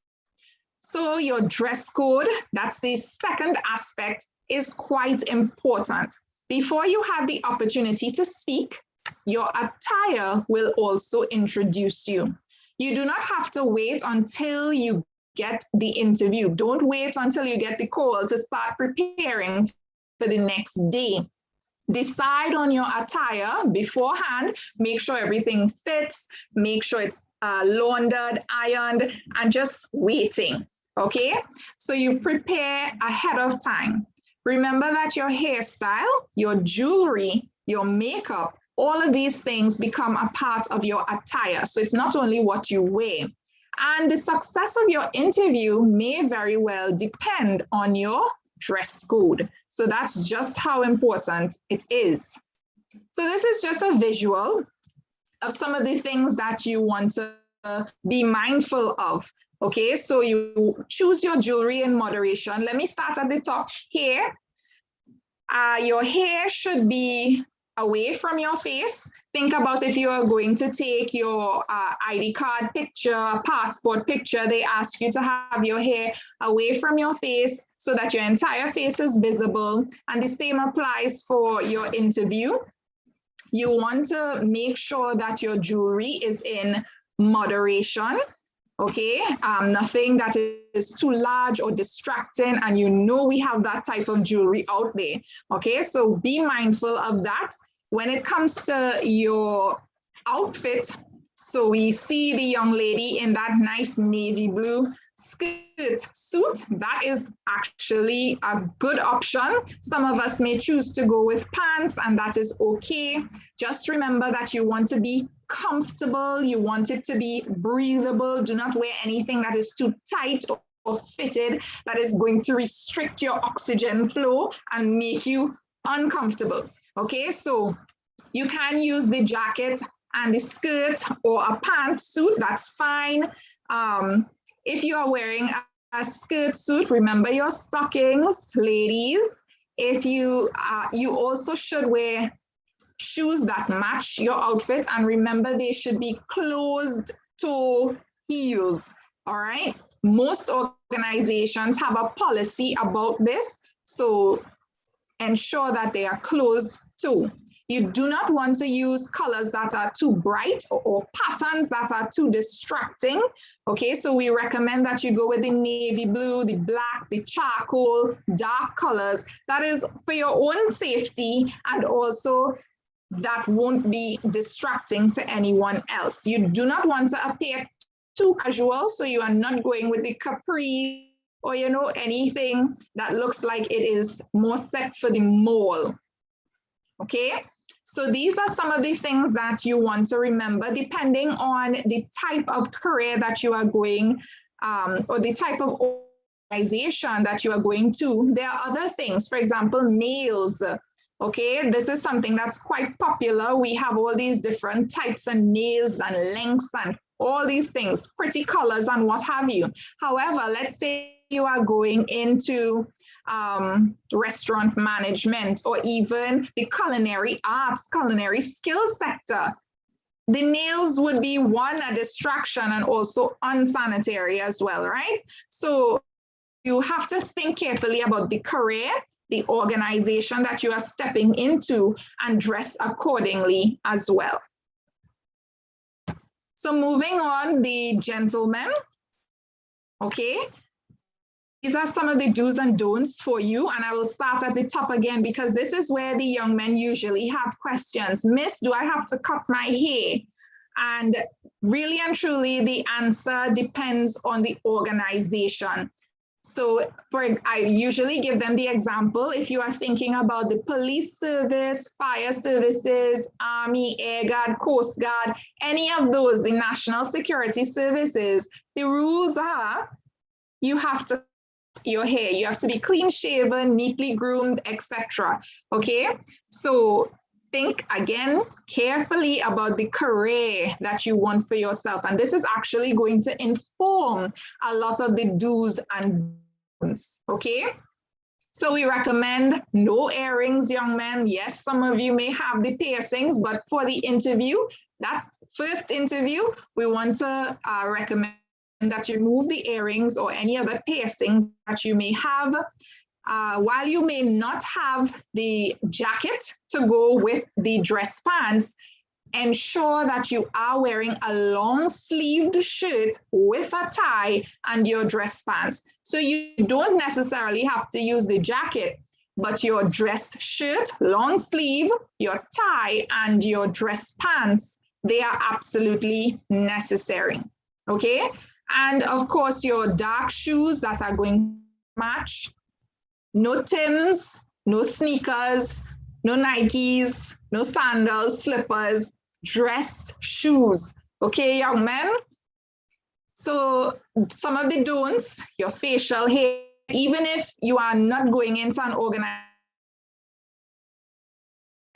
that requires you to be clean shaven, you want to take a trim, get marked, make sure everything is in order, be neatly groomed, even if you do have long hair. Avoid distracting patterns, all right? So this nice striped sweater, it's not for the interview. So you want to avoid things like that. Some students ask about, Miss, what if I wear a shirt, Jack? We want to recommend long sleeve shirt. That means it goes into your pants, use a belt, wear a tie, okay? And don't roll up the pants. Don't put the pants in your socks. Better yet, make sure you are wearing socks. I know it's a trend to just wear the boat shoes and no socks. Not for the interview, gentlemen. Make sure you wear socks that are nicely matched with your attire and utilize the appropriate footwear as well. All right. So this, again, is just a visual representation of some of your do's and don'ts in terms of your dress code. And we are winding down because after number 3, there's only number 4.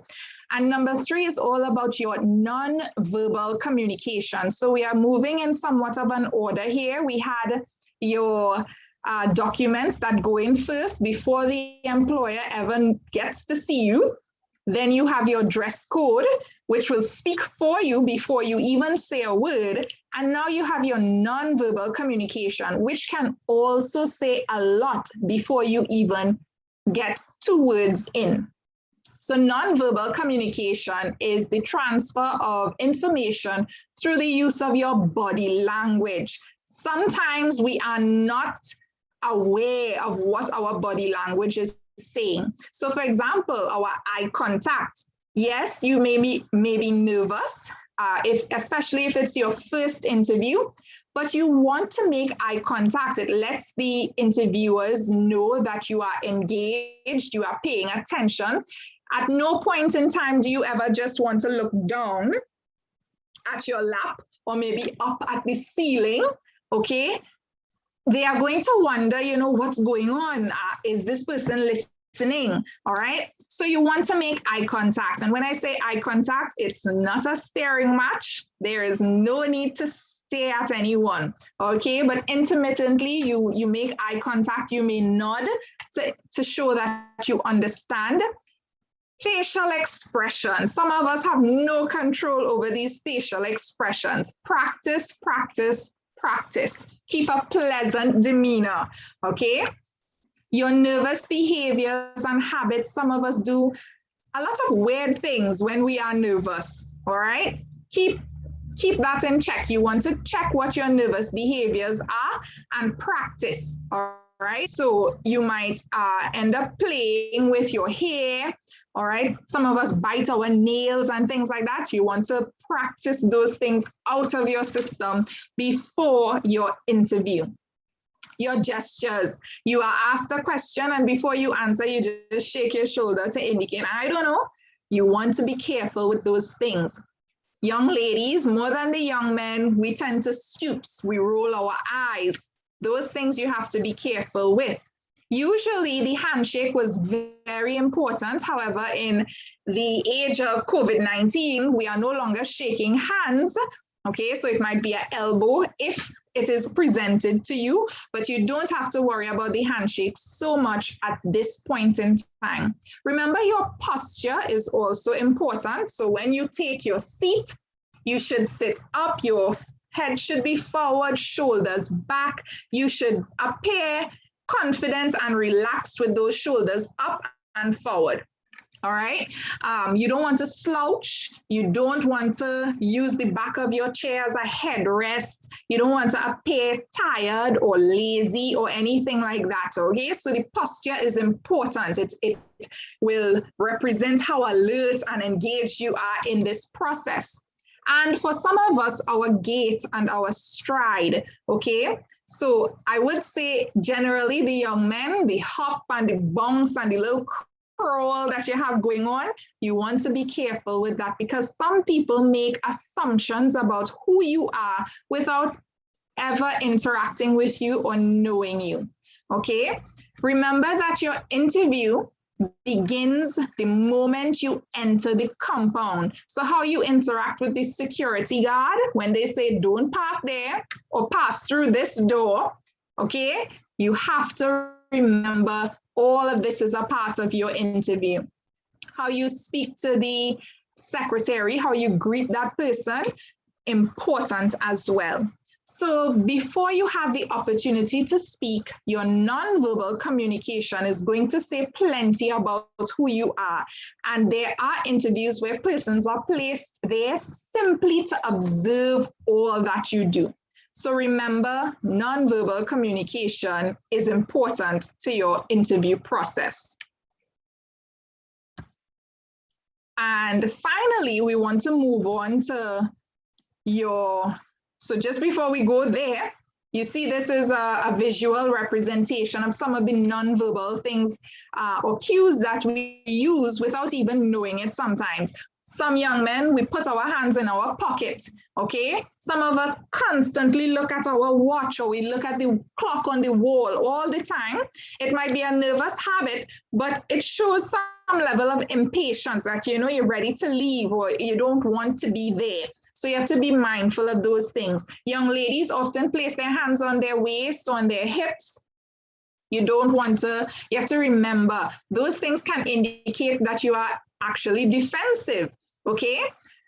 Even folding your arms across your chest can indicate that you are aggressive or you have a hostile attitude. If you are not making eye contact, it might indicate that you are insecure or maybe that you are lying about something, all right? So nonverbals say a lot to different people. And so you want to be aware of it and you want to practice as well.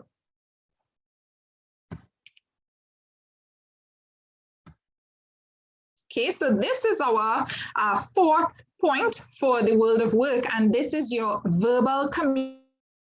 And it is the transfer of your information through your spoken word. So this is now talking about what you actually have to say. How you make use of the English language during your interview can get you your dream job, all right? Of course, it's not only that, but you have to remember, be mindful about your language. Again, as students and even as adults, we've become quite accustomed to our colloquial English and our Trini slang. And so sometimes we forget where we are and we utilize those things. If you are going into the interview, you do not want to greet the employers with yeah, dog, boy, horse, dog. That's something we do quite commonly today, and you have to be mindful of that. Be professional and be courteous at all times. Remember, I said the interview starts way before you get into that little room with about 4 or 5 other people, okay? So you want to be professional, you want to be courteous, remember your good manners, okay?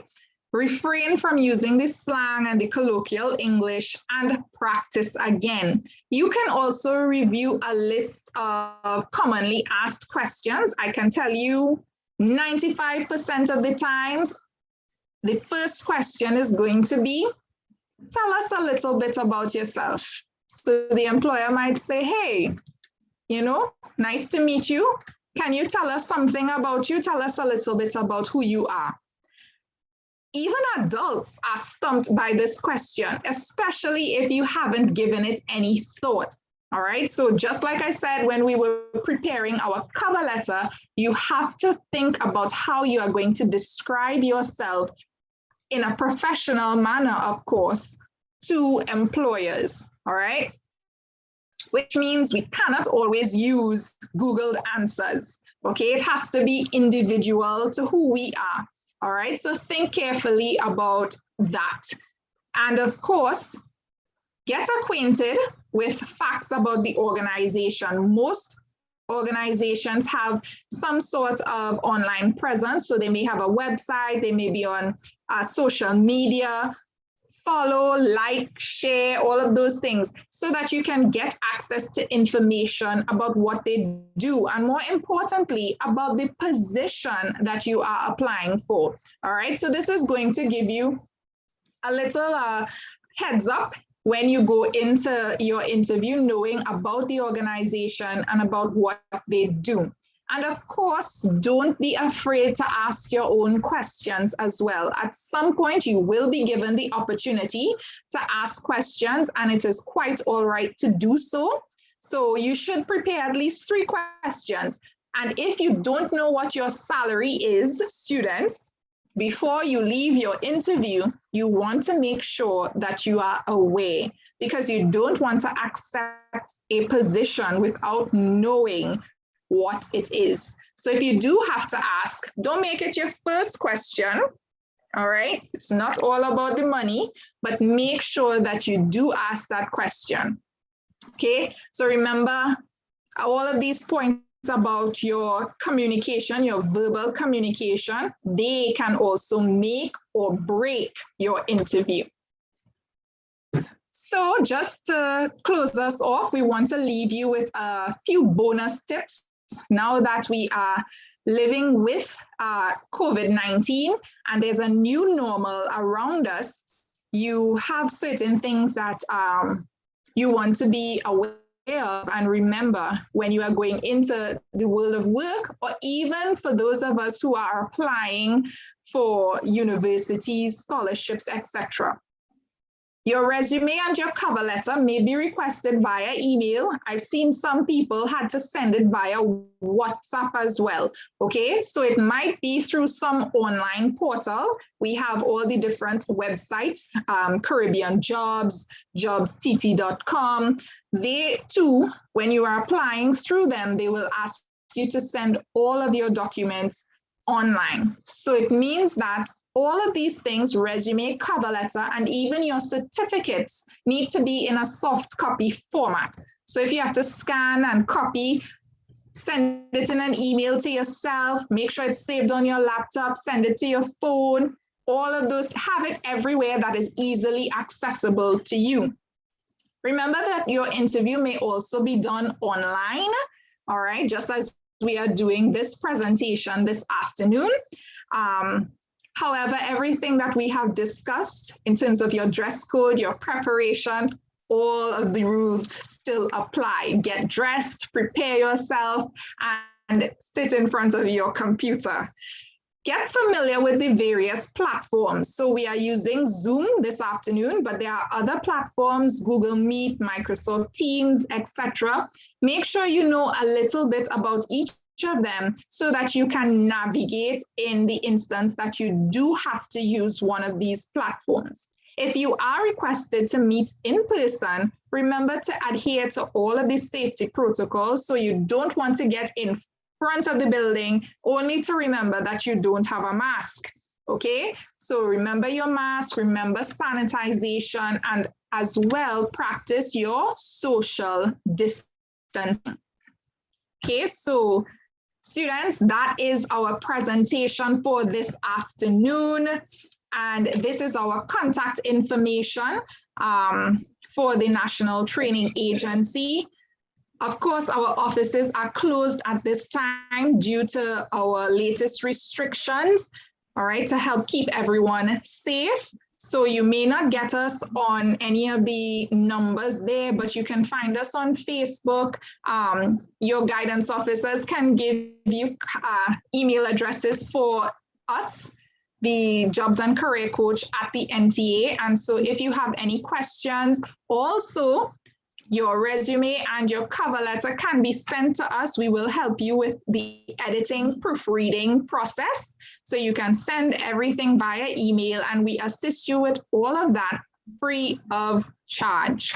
Okay, so we do hope that you would have learned something new this afternoon and we wish you all the best in all of your future endeavors. Thank you. Thank you very much, Ms. McIntosh. At this moment, let me check to see if we have any questions from my colleagues. They are saying there are still no questions from our students. Probably they're a bit shy, but your information was really good and we thank you for all that information. I feel tired alone just listening. Wow, that was a lot. I guess you had to practice a lot. But no, but the information was really, really good, especially when it comes to dress code and the soft skills that are needed. I think some of the things that you shared, the students doesn't see the importance in it, and I am happy you shared it. And you know how you stress how important they are and what the employers look for. So thank you very much for taking time. I know even though we are working from home, you all are quite busy. So anytime you partner with us, we really appreciate it. All right, so we will allow the students to use the websites and the email addresses to contact you, or we will contact you in case we need you for our individual schools. So thank you, Ms. McIntosh, for being such a beautiful presenter. You are always smiling. I really like your your demeanor. You keep smiling right through your presentation. Thank you so much. All right, so you have a blessed evening. Same to you. Thank you so much. All right. So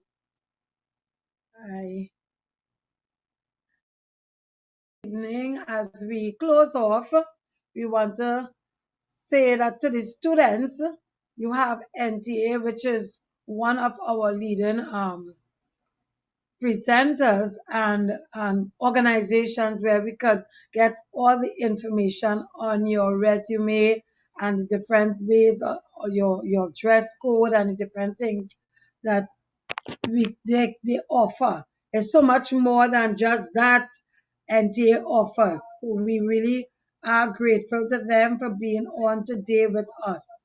All right, so we will have another video for you now as we ask the tech to put on another video, please. Thank you.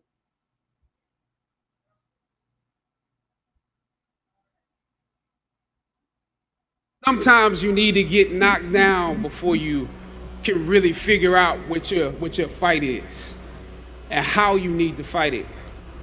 Throughout ancient times, institutions of learning have been built on top of hills to convey that great struggle is required to achieve degrees of enlightenment. Each of you had your own unique difficulties with the hill. For some of you, the challenge was actually academics. When you hear the words magna cum laude, you know that's not you. That's not you. You worked hard, you did your best, but you didn't make A's or B's, sometimes C's. You never made the dean's list, but that's okay. You're here on top of the hill. And I want to say something to that. You know, sometimes your grades don't give a real indication of what your greatness might be. So it really is okay. For others, it was financial. You and your family struggled to make ends meet every semester of your matriculation. You had to stand in one line to get to another line, to get to another line for somebody that might help you. You had to work an extra job or two, but you're here. For a lot of you, not all, but a lot of you, Your hardest struggle was social. Some of you never fit in. You were never as cool and as popular as you wanted to be, and it bothers you. So your social struggles here, psychological. Even though you made it up the hill, you carry the baggage of rejection with you, but you're here. Or some of you went through something traumatic. You made it to the top of the hill, but not without scars and bruises. Some of you fit in too much. You were on the yard rapping on your frat block when you were supposed to be in class. Or you got caught up in the DC party life. You carry the baggage of too much acceptance. When completing a long climb, one first experiences dizziness, disorientation, and shortness of breath due to the high altitude. But once you become accustomed to the climb, your mind opens up to the tranquility of the triumph. Oftentimes, the mind is flooded with realizations that were for some reason harder to come to when you were at a lower elevation. At this moment, most of you need some realizations because right now you have some big decisions to make. Right now, I urge you, in your breath, in your eyes, in your consciousness, invest in the importance of this moment and cherish it. I know, savor the taste of your triumphs today. Don't just swallow the moment whole without digesting what has actually happened here. Look down over what you conquered and appreciate what God has brought you through. I remember walking across this yard on what seemed to be a random day, my head down, lost in my own world of issues, like many of you do daily. I'm almost at the center of the yard. I raised my head and Muhammad Ali was walking towards me. Time seemed to slow down as his eyes locked on mine and opened wide. He's raised his fist into a quintessential guard. I was game to play along with him, to act as if I was a worthy opponent. What an honor to be challenged by the GOAT, the greatest of all time, for a brief moment. His face was as serious as if I were Frazier in the Thriller in Manila, drawing from his victories and his losses. At that moment, I realized something new about the greatness of Ali and how he carried his crown. I realized that he was transferring something to me on that day. He was transferring the spirit of the fighter in me. He was transferring the spirit of the fighter to me. He was transferring the spirit of the fighter to me. Sometimes you need to feel the pain and sting of defeat to activate the real passion and purpose that God predestined inside of you. God says in Jeremiah, I know the plans I have for you. Plans to prosper you and not to harm you. Plans to give you hope and a future.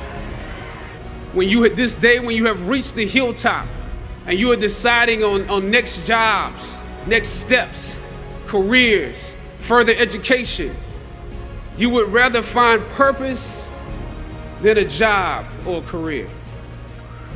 Purpose crosses disciplines. Purpose is an essential element of you. It is the reason you are on the planet at this particular time in history. Your very existence is wrapped up in the things you are here to fulfill. Whatever you choose for a career path, remember the struggles along the way are only meant to shape you for your purpose.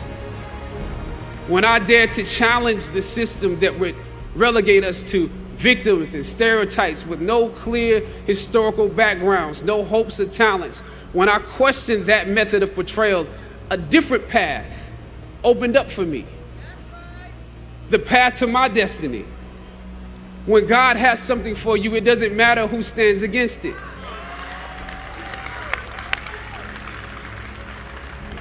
God will move someone that's holding you back away from a door and put someone there who will open it for you. If it's meant for you,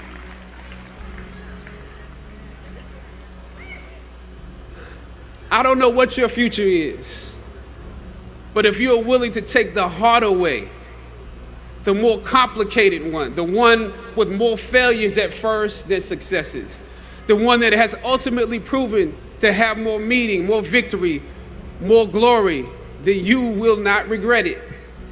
The light of new realization shines on you today. I was on a roll when I entered the system of entertainment, theater, television, and film. In my first New York audition for a professional play, I landed the lead role. From that play, I got my first agent. From that agent, I got an on-screen audition. It was a soap opera. It wasn't Third Watch. It was a soap opera on a major network. I scored that role too. I felt like Mike Tyson when he first came on the scene, knocking out opponents in the first round. With this soap opera gig, I was already promised to make six figures, more money than I had ever seen. I was feeling myself.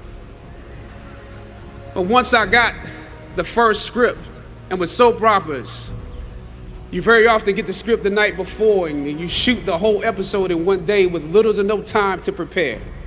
Once I saw the role I was playing, I found myself conflicted. The role wasn't necessarily stereotypical. A young man in his formative years with a violent streak pulled into the allure of gang involvement. That's somebody's real story. Never judge the characters you play. That's what we were always taught. That's the first rule of acting. And any role play, honestly, can be empowering. But I was conflicted because this role seemed to be wrapped up in assumptions about us as black folk. The writing failed to search for specificity. Plus, there was barely a glimpse of positivity or talent in the character, barely a glimpse of hope. I would have to make something out of nothing. I was conflicted. Howard had instilled in me a certain amount of pride, and for my taste, this role didn't live up to those standards. It was just my luck that after filming the first 2 episodes, execs of the show called me into their offices and told me how happy they were with my performance. They wanted me to be around for a long time. They said, if there was anything that I needed, just let them know. That was my opening. I decided to ask them some simple questions about the background of my character, questions that I felt were pertinent to the plot. Question number 1, where's my father?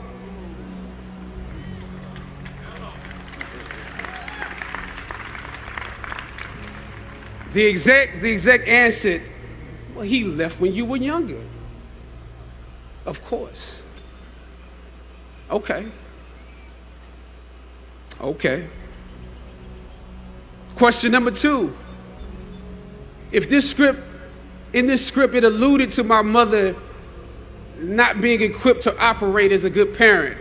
So why exactly would my little brother and I have to go into foster care? Matter of factly, he answered, well, of course, she's on heroin. That could be real, I guess. But I didn't want to assume that's what it was. If we're around here assuming that the black characters in the show are criminals on drugs and deadbeat parents, then that would probably be stereotypical, wouldn't it? That word stereotypical lingered. One of the execs pulled out my resume and began studying it. The other exec wore a smile, trying to live up to what they had promised me only a few moments before. If there's anything you need, just let us know. She said, as you have seen, things move really fast around here. But we are more than happy to connect you with the writers if you have suggestions. Yeah, I said, that would be great. I said, because I'm just trying to do my homework on this. I didn't know if you guys had decided on all the facts, but maybe there's some things we could come up with, some talent or gift that we could build. Maybe he's really good at math or something. He has to be active. I'm doing my best not to play this character like a victim. So you went to Howard University, huh? The exec holding my resume interrupted, peeking over the pages. Yes, I said proudly. He slid my resume back in his desk and said, "Thank you for your concerns. We'll be watching you." I left the office. I shot the episode I had come in to shoot on that day. Probably the best one I did out of the 3 because I got what was bothering me off my chest. I was let go from that job on the next day. A phone call from my agent. They decided to go another way. The questions that I asked set the producers on guard and perhaps paved the way for a less stereotypical portrayal for the black actor that stepped into the role after me. As the scripture says, I planted the seed and Apollos watered it. But God kept growing. God kept it growing. Yet and still, when you invest in a seed, watching it grow without you, that is a bitter pill to swallow. A bitter pill. Anybody that's ever been fired knows what I'm talking about. Even if you really don't want the job, when they let you go, it's like any breakup. You act like you don't care. I didn't need that damn job anyway. I didn't need them. But when you have those moments alone, you start to wonder if there was a better way to handle it. And if you could have handled it better, maybe you could help your family. And then before you know it, you're broke. And you find yourself scraping together change just so you can ride the subway so that you can get the next job. And maybe if you could book something else, that would eclipse the feeling of doubt that's building. But it seems like you can't pay them to hire you now. My agents at the time told me it might be a while before I got a job acting on screen again. As you commence to your past, press on with pride and press on with purpose. God bless you. Now, this is your time.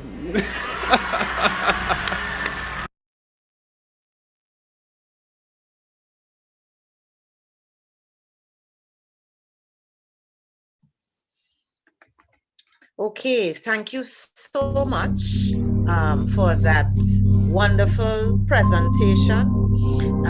We all celebrate Chadwick Boseman and his ability to influence the way he has. So now we are looking at Denzel Washington.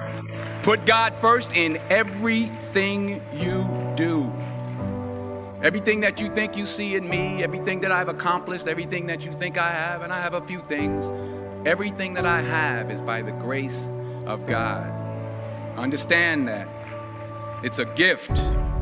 40 years ago, March 27th, 1975, it was 40 years ago, just this past March, I was flunking out of college.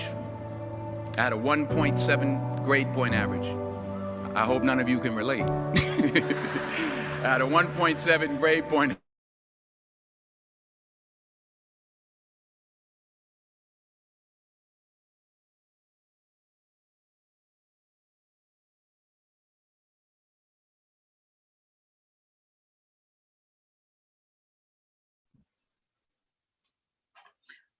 Okay, so students, we would have been exposed to a wealth of information this afternoon.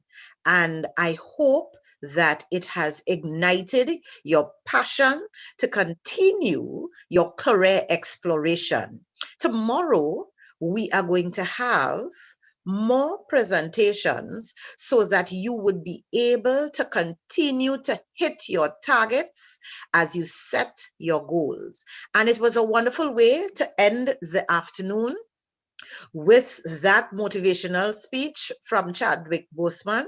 One thing we were all saddened with his passing because of the role that he played, not only in the world of entertainment, but of course, the personality, one that is very committed as well as motivated in spite of circumstances. And that is what we want for all our students, to be motivated and committed in spite of all circumstances so that they would be able to achieve their goals.